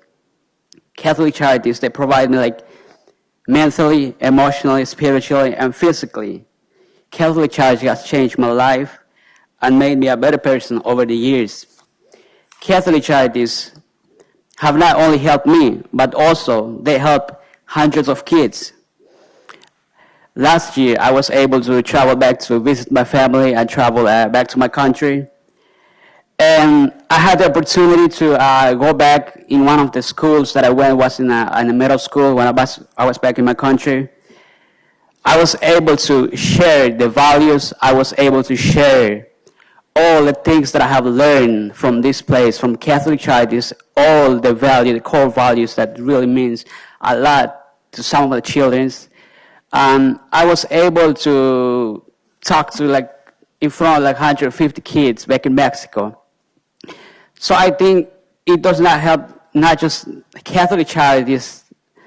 They have not only helped me, they have saved and helped a lot of kids back in everywhere around the world. I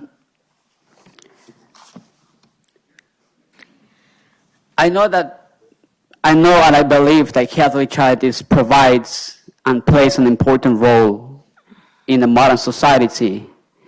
When I was in foster care system, I never faced like a discrimination or anything like that.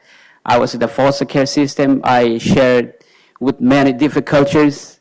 Most of the kids that they were in the foster care system, they are my friends now. I know most of them, and none of them, far as I know, they have never faced discrimination or anything like that. I Thank you, support sir. that. I think that you told us, I'm sorry, we have a huge line, and we just want to listen to everybody. Of course. Definitely, brought your point across.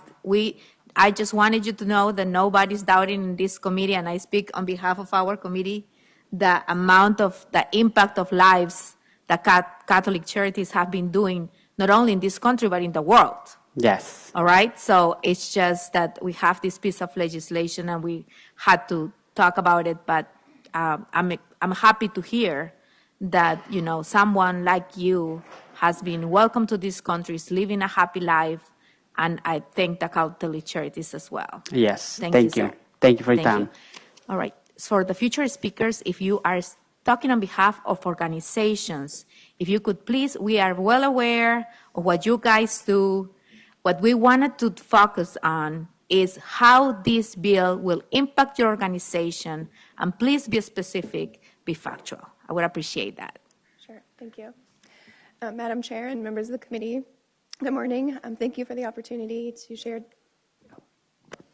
Thank you for the opportunity to share today on behalf of many children and families that we serve. I'm representing America World Adoption today. We're a faith-based agency that has served 1,500 families in Virginia, as well as 6,000 families throughout the U.S. in our 25-year history. And as a Christian agency, our efforts are deeply rooted in our biblical calling to care for orphans and widows. And we believe that Christian families greatly value and benefit from working with child-placing agencies who share a similar worldview and values. We desire to continue serving children in need and supporting the families who welcome them into their homes.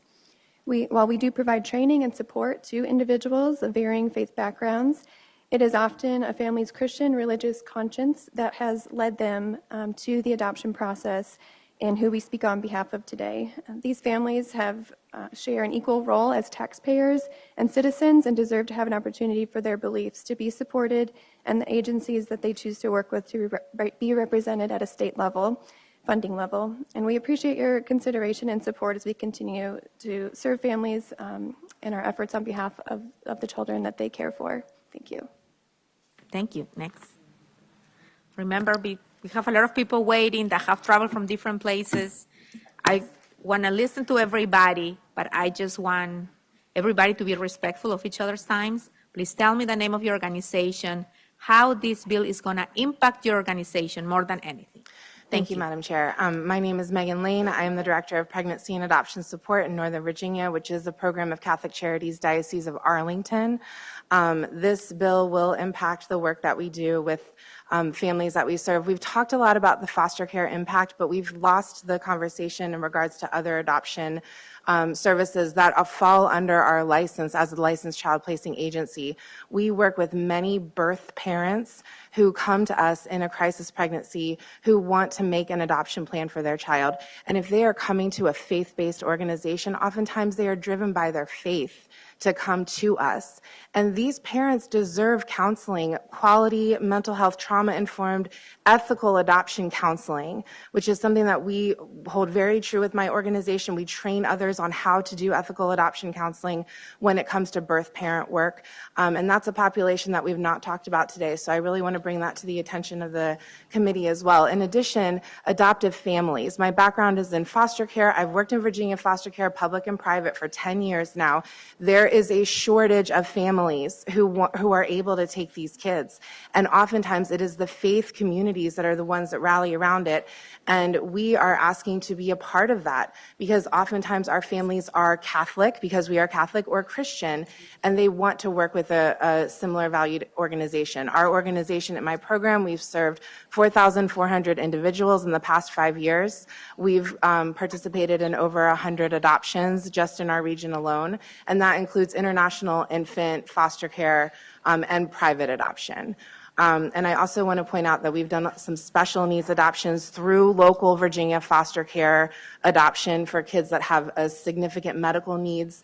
One of the families that adopted, they were turned away by some of the public organizations because they had too many birth children in the home. They came to us, we certified them. They're now parenting, adopted a 9-year-old little girl who spent the majority of her life in the foster care system awaiting an adoptive family. She has lifelong medical needs. She's nonverbal, like GI tube, wheelchair. So just to say that there is a place for these families, and we're not trying to impose our values on everyone. We just want to remain an option for some of these families and clients who still would like to work with a faith-based organization. Thank you. I believe Delegate Tran has a question for you. Yes. Thank you. Thank you very much, Madam Chair. Thank you for being here today. Can you help me understand if a birth mother comes to you and wants to make an adoption plan for adoption services and such, are you receiving state funds to help provide those services to that birth mother? No, we are not receiving any state funds for that, but we do it within the purview of our state-issued license, which is issued by the Department of Social Service. So the license is a component here, and it also covers our post-placement adoption work that we do.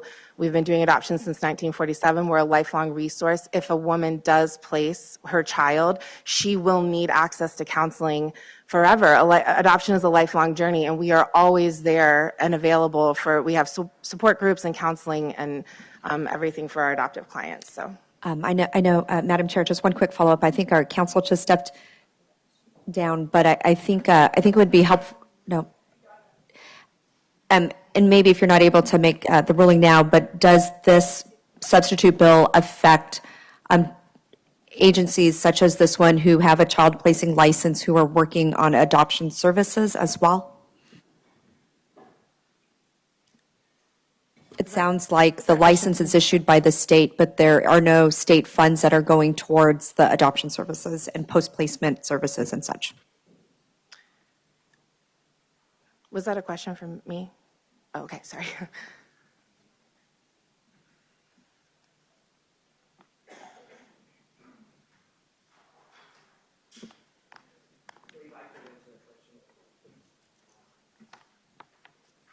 There is no license provision in the bill whatsoever.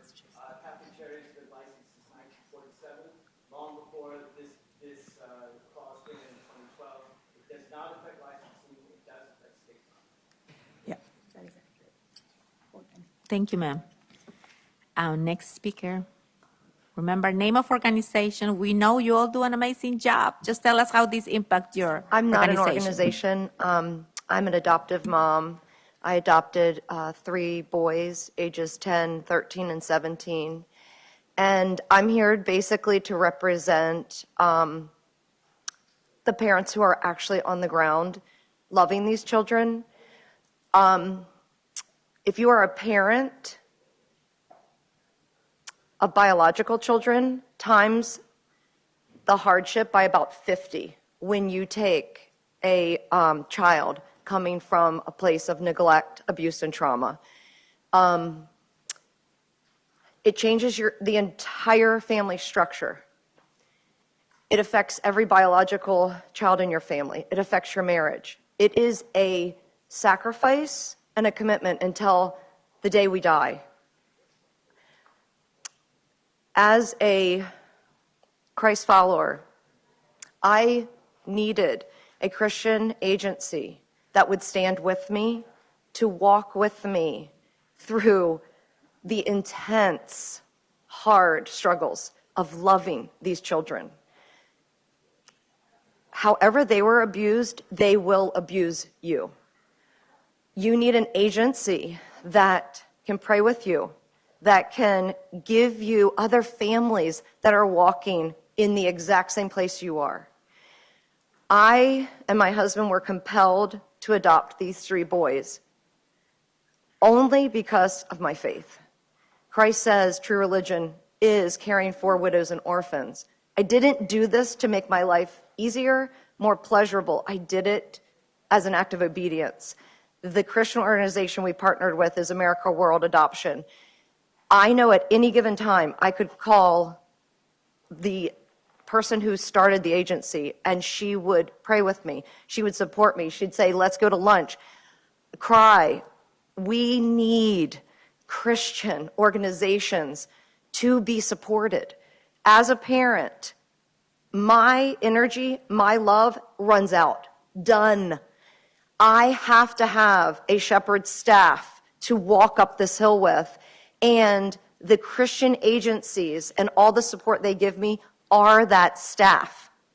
If you kick that staff out from under us, we're not going to be able to step in and love these children and take them into our homes. 2/3 of all the children being adopted in America are from active Christian families. Thank you. Thank you, ma'am. Yes, sir.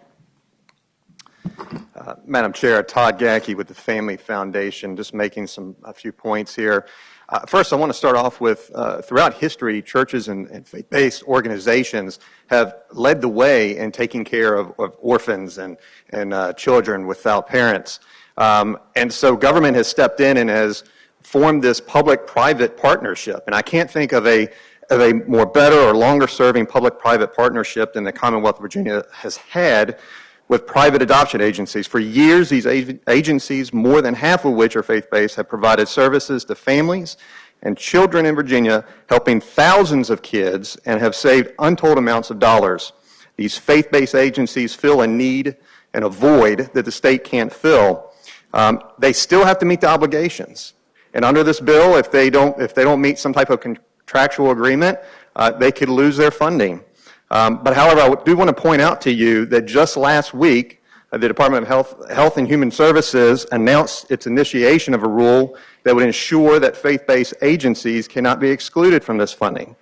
So, these are just efforts to punish faith-based adoption agencies because of their views on family, is only going to decrease the number of children. And as we've seen with the JLARC study that came out recently, there have been efforts by this body to improve the foster care system. We just listened to a few bills regarding kinship care. There are efforts to improve this foster care system, the adoption process, and to eliminate faith-based organizations from this process is not going to help. You're going to take away well-qualified, loving families, loving parents from this process. I will close with this because I am a foster care father and adoptive. My wife and I have been in foster care for a number of years. We've adopted, and yes, we've gone through a faith-based organization. And the person that went before me described it perfectly because we are walking this journey together. We are compelled by our convictions to serve the young children, to provide loving homes. And these faith-based agencies help parents do that. So I would strongly recommend that this committee oppose this bill. Yes, ma'am. Hi, I'm Chelsea Ingersoll. My husband and I are also adoptive parents, and I just want to echo everything that's been said. Our heart is to care for an orphan and have him in our home. And we know of many people before us who have adopted. And it is hard, and as you've mentioned, or as everyone has mentioned before me, it is hard, and we need that support. And my husband and I, as we were seeking out an adoption agency to walk with us in this lifelong process, we chose specifically America World because of their faith-based convictions. So thank you. Thank you. Right, Delegate Levine, closing remarks. Closing remarks. There are a number of good adoption agencies all around the country. There are a number of very, very good state-funded, faith-based Christian adoption agencies that can give all the support that is necessary, can give it in a faith-based context, but simply choose to allow all families in Virginia to adopt, serving the best interest of the child rather than the best interest of the agency. Catholic Charities does amazing work all around the world. A lot of it is federally funded. They will continue to exist. I have no doubt about that. America World doesn't take state funds. They aren't affected by this at all. They will continue to exist. All the faith-based organizations that don't take state funds are fine. The ones that do take state funds, you've heard these children give these very powerful stories. Their parents didn't discriminate against them. Would any of these adoptive parents throw away their child because they're getting money from Baptists rather than Catholics or Lutherans rather than another faith-based organization? I don't think so. I think they love their children. I think they'll keep their children. I think their children will stay in the same families. You heard from Ms. Roe Miller. When D.C. did this, families don't jettison their children. They'll keep their children. They'll get funding from a different organization. But at the end of the day, this is all about the best interest of the child. The foster care families can get money from different agencies, but more families will be available to adopt. We've heard time and time again there are too many kids in Virginia in the foster care system. There are all these families wanting to take care of these kids and put them in permanent homes. Let's have something that's about the best interest of the child, not the best interests of the agency. I thank you, everyone, for your time. Thank you, Delegate Levine. This committee works in motions.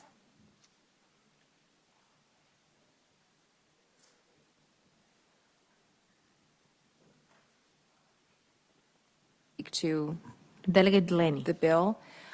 Let me first be very clear that I know, and I don't want to speak for my colleagues, but I think I can probably speak for my colleagues, that we strongly oppose discrimination. And as someone who's worked in child welfare, I'm incredibly grateful for your passion for these children and these families and for moving the Commonwealth in a direction that makes a clear stance that we oppose discrimination. I think the debate we're having today is not about that fundamental value that we share. It's about the duty of this committee to ensure that the policy we implement, that we fully understand its impact. And I hope we can figure this out. I have questions about how many children are in fact impacted, because we've heard from an organization today that said they've served 1,500. We have a document here that says 59 were served by Commonwealth Catholic Charities, and someone testified with a different figure. I'd like to see a scan of the contracts that the state has with these child placing agencies so that we can truly understand how many children are we talking about. And then I'd like to have some analysis before us that could show the impact that this legislation would have on any case management adjustments or alternative services that these children would need. I think this is a conversation we need to keep having. I'm not following this with a motion right now, Delegate Levine. I want to just state what I think I would need and what I think other members of this committee may need in order to make the best decision, because any policy we vote on this year is going to impact these families and this caseload as potentially this July. And I think that it is our duty to ensure that as we move towards a loving and inclusive Virginia, reflecting the values that we share, we are responsible for that, for those children. and we are responsible for their well-being. And there's some information that I need to ensure that we're making the right decision as we move in the right direction. So I don't know at this point what timeline we'd be able to have that by. And that's where I kind of leave it to the patron to advise. I would be willing to pass this by for a week and try to get you that information, Delegate Delaney. All right, then I make that motion. All right. House Bill 1051 will be passed by the day and has been moved You have to and been vote. seconded. All those in favor would say aye. Aye. Those against it, Delegate Levine, we'll see you next week. All right, thank you, Madam Chair. Thank you, members of the subcommittee. Thank you, everyone.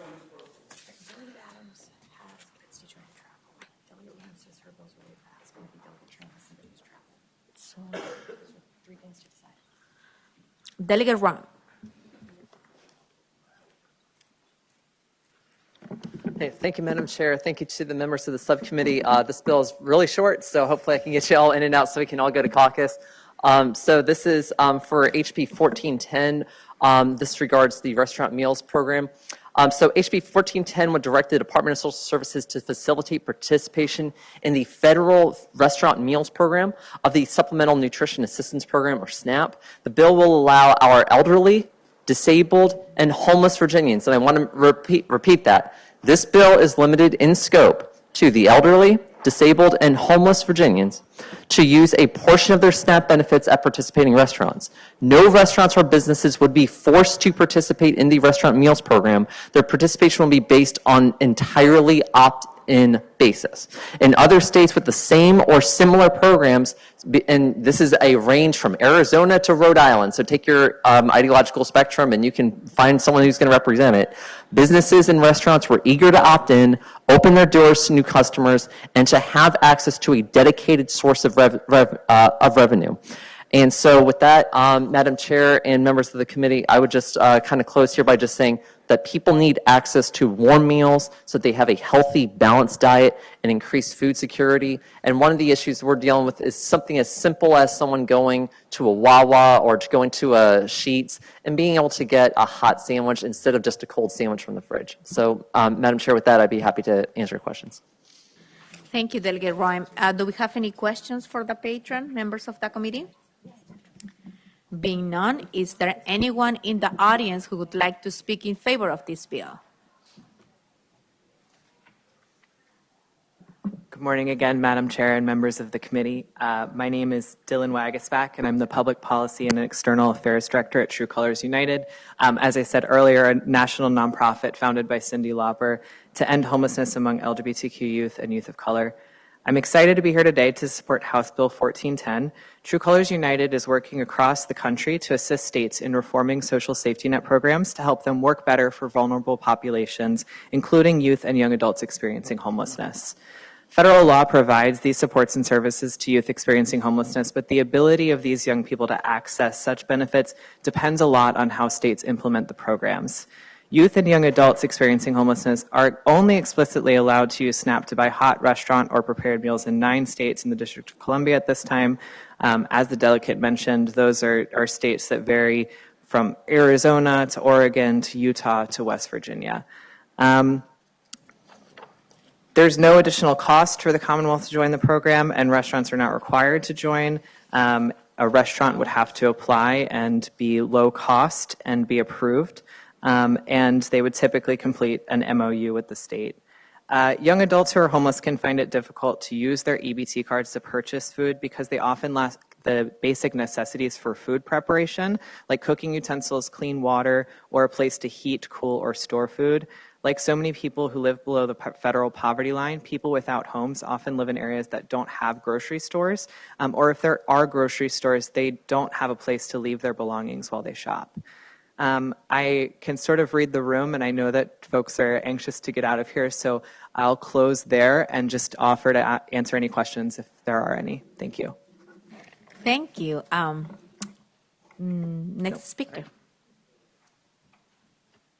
Good morning, Madam Chair and members of the subcommittee. I want to thank Delegate Rome for a wonderful bill. There are so many things in this world that we cannot do availing the state and the populations of the homeless, the elderly, and the disabled is something we can do through opening the restaurant meals program for them. I urge the subcommittee members to vote for this bill. Thanks. Madam, Unless there's anyone who's opposed, I don't think. is there anyone in opposition of this bill? Anyone doesn't like So, Madam Chair, I just want to note that I passed out the fiscal impact statement. What you're going to notice when you read that is that at the end it says, however, these funds can be absorbed within current funding levels and appropriation. So basically what we're talking about here is that basically the Department of Social Services can already just absorb the cost on it. Madam Chair. Delegate Air. I know you can't, question for the patron. Yeah. I know you can't sort of police this, but I want to make sure I'm interpreting this correctly. So this would allow like your fast food chains or anything classified as hot food be able to qualify if they are accepted into the program. So is there an instance where someone could spend all of their allotted supplement on like McDonald's? Madam Chair, members of the subcommittee, I would defer to Department of Social Services on a case-by-case basis of this, but what I would just say ancillary to that is that in these states where we already see this already happening, typically you have, restaurants like Subway that are participating, right? Or you'll see Domino's or whoever it is. And so one of the things that we try to really make kind of clear with this is that it's not going to be our job as legislators really to more or less tell people this is how much you have to eat or where you're supposed to eat. It just simply makes hot meals available to them. And, one of the things I think that we're trying to do here is we're really trying to address food insecurity, whereas it's not really our job to judge Virginians in their need to survive, especially if they're in a food desert and especially if they're working late, grocery store is closed, and they want to pick up a hot meal. No, of course not. I am not, and I don't mean any harm to your bill. I certainly understand the sensitivity of having access to food. I just I'm less familiar with this in other states, and so I was just trying to understand if that possibility exists. Sure. I would defer to someone from DSS on that question. Madam Chair, Delegate Air, Duke Storin, Commissioner of the Department of Social Services. So the federal government, the U.S. Department of Agriculture, would be responsible for approving the restaurant meal providers, and it would be possible for someone to redeem their entire monthly allotment by purchasing meals at approved restaurants. So that possibility does exist, and I think in the case of someone who is homeless, it would be an appropriate use of those funds because they have nowhere to prepare their food. So, but we, as the state, would not manage the approval of the restaurants. Thank you, Commissioner. Delegate Walker.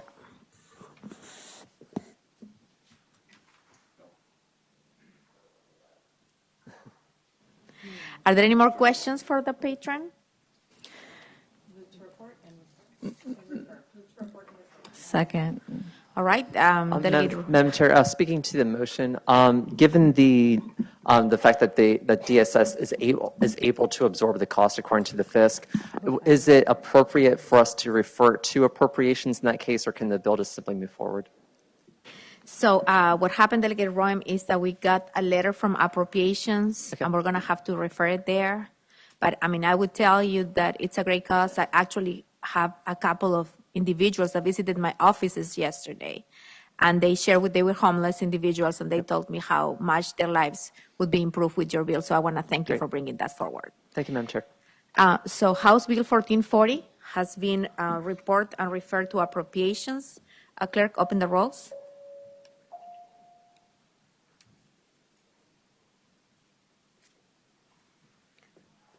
The bill has been reported and referred to appropriations 5-1 vote. Thank you, Delegate Roem. Delegate Adams.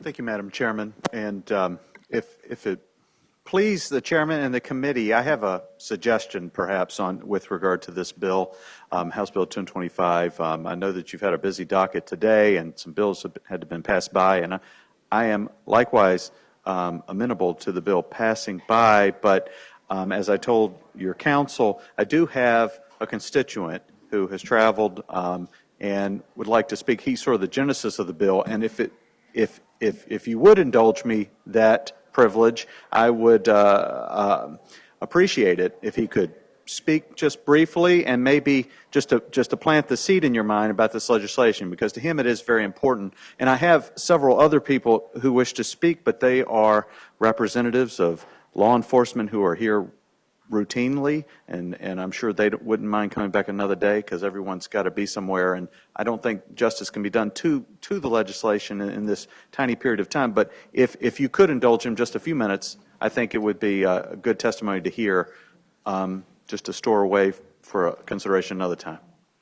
Absolutely. So first, we have a motion for the bill to be passed by the patron. Second, all those in favor would say aye. Right, bill has been passed. We definitely want to listen to your constituent, Delegate Adams. We want to encourage people to participate in this process, so we'll be more than happy to listen to him. Well, thank you so much. And just by way of preface, and I ask that he step forward now. Oh, there he is. This is Deck Hardy. He's a former state trooper who was disabled in the line of duty, and he presented me with his experience, and that is the genesis for this bill, which asks that vocational rehab, a specific program dedicated to law enforcement, be established in that article of the code under the aging and rehab section. And so if he could just speak to you a little bit. Thank you. Morning, Madam Chair, members of the committee. As Delegate Adams said, my name is Deck Hardy. I'm a former trooper who is currently on long-term disability retirement with the state police. 5 years ago, or 5.5 years ago in July, I suffered a motor vehicle crash while on duty, and spent the last several years trying to recover from that. And unfortunately, this past fall of 2018, realized I was unable to continue as a trooper and had to take the steps to go through the retirement. The bill and program that Delegate Adams is introducing would do something that really would have saved myself and my family from the turmoil and heartache that we went through for several months in trying to figure out what are we going to do next. We thought our life was going to be this for the next 30 years. What do we do? Where do we go? How do I take the skills that I had and use them somewhere else? How do I take the certifications that I earned and use them somewhere else? So after much, I guess, inner debate in myself and not knowing where else to go but in myself, I did come up with a plan and have moved on to secure another way of life to provide for myself and my family. In the spirit of brevity, I will leave you with this analogy. In the current state of affairs, without the bill that Delegate Adams is presenting, a law enforcement officer that gets hurt in the line of duty gets taken basically like a old, rusted, dull, broken tool and thrown in the back of the shed. And there they have to fend for themselves and figure out what to do. The program that is in Mr. Adams' bill will take that tool and clean it up, add some WD-40 to it if it's rusted to help it work a little better, sharpen any blades that it is so that it can do the job that it needs to do. While it may not do the job that it was doing before, it is doing something else to continue being productive. And us as law enforcement officers are type A personalities. We want to give 100% to everything that we have and everything that we do. And when we can't do that, it really, we don't like to sit around and just sit back and wait for things to happen. So it really can send you into depression and can cause anxiety and can cause a whole lot of other mental health problems that could be erased by a program such as what Mr. Adams is presenting, so that they can find that other job and get cleaned up and be a tool somewhere else. Thank you very much. Thank you, sir. Just a couple of follow-up questions. If you can tell me which county do you live and what is the agency that you contact first during this process? When you had this situation, what was the process? Which agency did you contact? and what happened?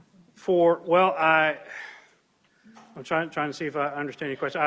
I was a trooper in Pennsylvania County. Yes, okay. I live in Franklin County. Live in Franklin County, okay.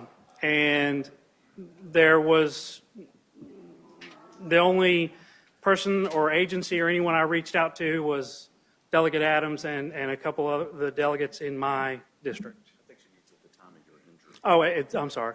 At the time of my injury, I was basically unconscious for so many days. So whoever the state uses as their workman's comp program are the ones that took care of me during that time. Then through the VRS, I went through the READ group in order to have my long-term disability retirement. Thank you. That's important because for next week we'll reach out to those agencies and find out what happened. So thank you. I appreciate that. Yes, ma'am. Thank you. Thank you, Delegate Adams. Thank you very much. Look forward to another notification. Yes, we'll see next week. And now we have Delegate Tran. Let me see.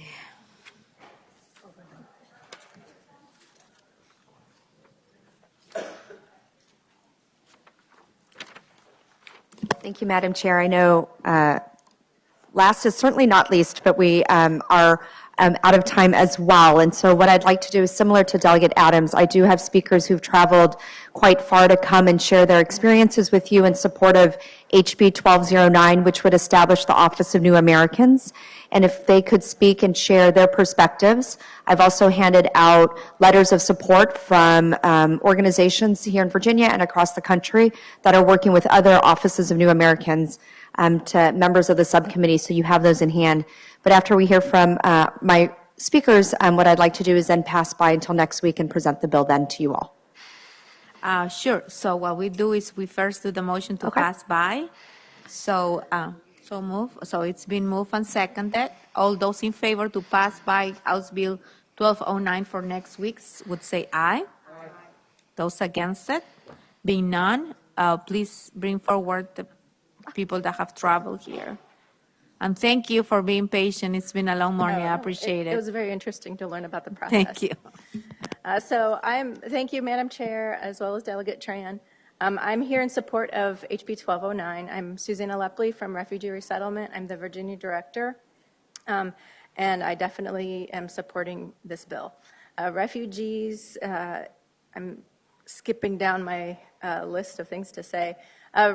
In 2015 alone, nearly 87,000 refugees living in the Commonwealth paid over $964 million in national, state, and local taxes, and held $2.5 billion in spending power. We have many success stories. I wasn't able to bring somebody with me today, but I wanted to share the story of Nasser al-Sadoun, an Iraqi refugee who originally fled to Syria in 2016 after his father was kidnapped and assassinated. He came to the United States in 2008, and since then he received his master's degree in education from Eastern Mennonite University. He has founded the American Refugee Association to help resettle refugees, as well as he is an active refugee leader in the community and is president of Harrisonburg's Iraqi Community Council. Is there anything else you want me to touch on? Thank you very much for your support of this bill. And on behalf of Church World Service and myself, please pass the bill, and also know that it will enhance immigrant and refugee self-sufficiency and contribute to the economy of the Commonwealth. Thank you for the opportunity to submit this statement. Thank you.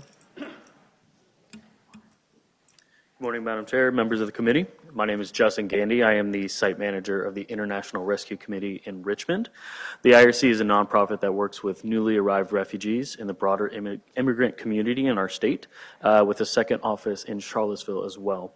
I'm here today to express my support for House Bill 1209, Office of New Americans.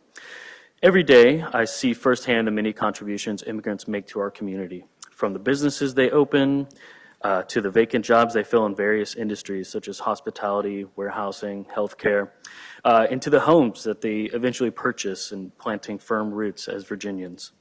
Immigrants contribute significantly to Virginia's economy, and so we must ensure that programs are in place to support these new Americans as an investment so that they can reach their full potential and continue to contribute to our shared prosperity. We anticipate that this bill would allow the service agencies to expand the programs offered to the immigrant community that are not federally funded, including immigration legal services. We would also be able to expand our employment, career development, and financial capability services as well. Regardless of where you're originally from, we have all chosen to make Virginia our home. We know that our state is a wonderful, welcoming place to live, and that immigrants have always been a part of our story and our success. I ask that you vote in favor of House Bill 1209 and embrace the opportunity to ensure that our newest American neighbors have the support that they need. Thank you. Thank you, sir. Madam Chair, members of the committee, Ben Hoyne with the Virginia Interfaith Center for Public Policy, representing tens of thousands of people of faith from across the Commonwealth. We support this legislation. As people of faith, we know that it's critical that Virginia welcome immigrants from across the globe. My family immigrated here hundreds of years ago, as I'm sure some of yours did as well. So we know that immigrants really make the Commonwealth a better place. So we encourage you all to support this, and people of faith across the Commonwealth are in support of this bill. Thank you. Thank you, Madam Chair. Right. Just to be fair in the process, is there anyone here that traveled that is in opposition of this bill that would like to voice their concerns? Being none, thank you, Delegate Tran. We will need a motion to. Yeah, we already voted on. Oh, we have one more request.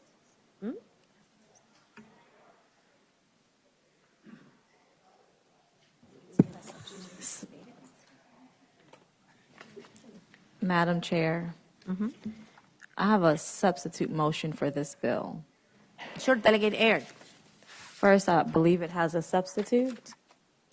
Delegate Aird, it does. We are working with our council to tighten up the language just around the advisory board piece of the bill. If it's okay, I'd like to adopt the substitute. All right. All those in favor to take on the substitute would say aye. Delegate Tran, in sake of time, could you walk us really quick through the substitute, please? Yes, ma'am. So for the sake of time, so the substitute moves the Office of New Americans Advisory Board to a new section of the code and aligns kind of the membership, the terms, the compensation expenses, and some of the duties to be more similar with and to parallel other advisory boards that are currently in existence, so that they kind of are the same, shape and form. Before, we didn't have as much meat behind the advisory board piece of it.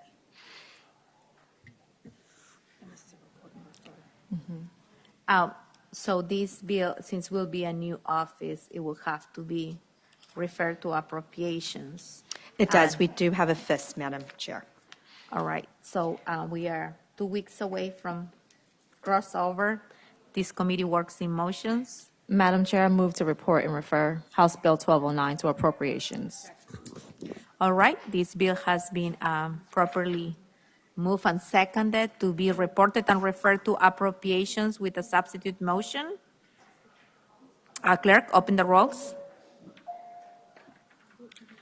Members, please cast your vote.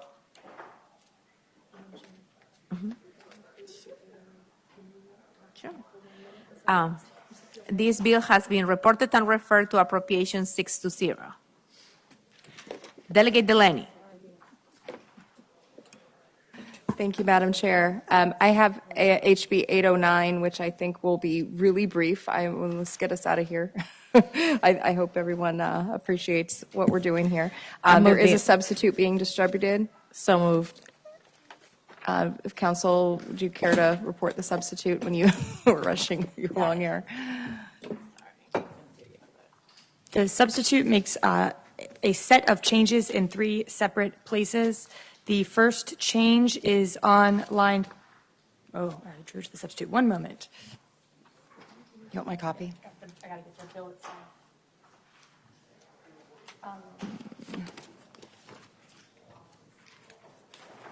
Okay. The first set of changes, line 15, after the new language caretaker, it inserts parent's intimate partner, and then it takes out all of the other new language in that subdivision there. So it strikes the new language on lines 15 through 16 and the new language on 16 through 17. We make that set of changes in 3 places. Right there at the definition we talked about, similar changes are made on lines 48, 49, and 50.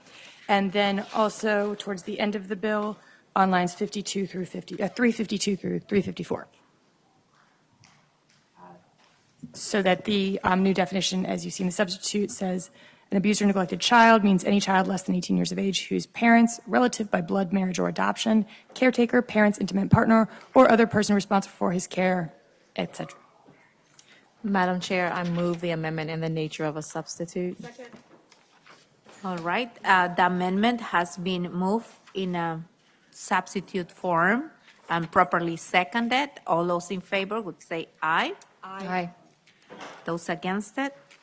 All right, Delegate Delaney. Thank you, Madam Chair, members of the committee. I'll stay in my seat for brevity.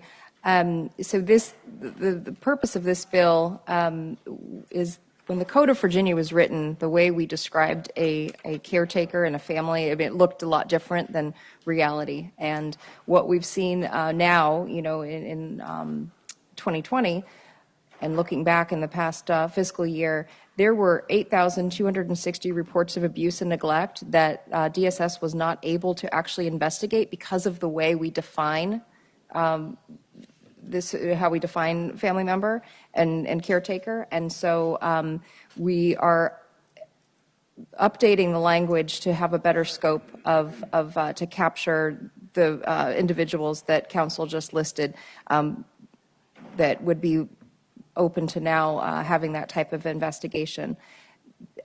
Now, the 8,260 cases, that would actually be a much more broad definition that I had an original bill to do. After looking at what the fiscal impact for that would be, we thought it would be advisable to start with where we are now with this substitute of expanding this definition enough to capture, I think, the most reasonable change. So with this change, we would see an additional 1,257 cases would have been able to be investigated. And so these are real-life families, as they are in Virginia this year, that when DSS comes, they are not able to investigate because of the way that we define these parents and caregivers. So this is a bill that I believe does have a fiscal impact, so I believe it would need, if the committee agrees with the concept of what we're trying to do is to better capture a family and the makeup of those caregivers who would be needed to be investigated if a report of abuse or neglect came to DSS, there would be a fiscal impact and it would need to be reported to appropriations. So, Delegate Delaney, since first, thank you for bringing this bill forward. There's definitely this group of children that were just not being addressed through the system, and I want to thank you for that. At this point, we are waiting to hear back from that agency and from appropriations to see what is going to be their recommendation. So if we are going to pass by this bill until next, for full committee. So then in full committee, we'll go into full committee and we will decide then when we have the information before us. Okay, I'd be happy if we got it to full committee. Thank you.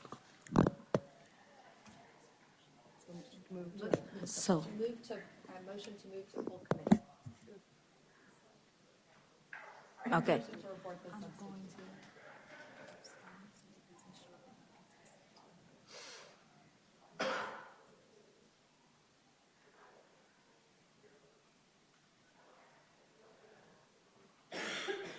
So what we'll do at this point, just so we have the information before us, before we cast our votes and we can all make an informed decision, I will just bring this bill forward to full committee and we can cast our votes then. All right. Thank you, members of that committee. Do I have a motion to be adjourned? Thank you. This meeting is adjourned.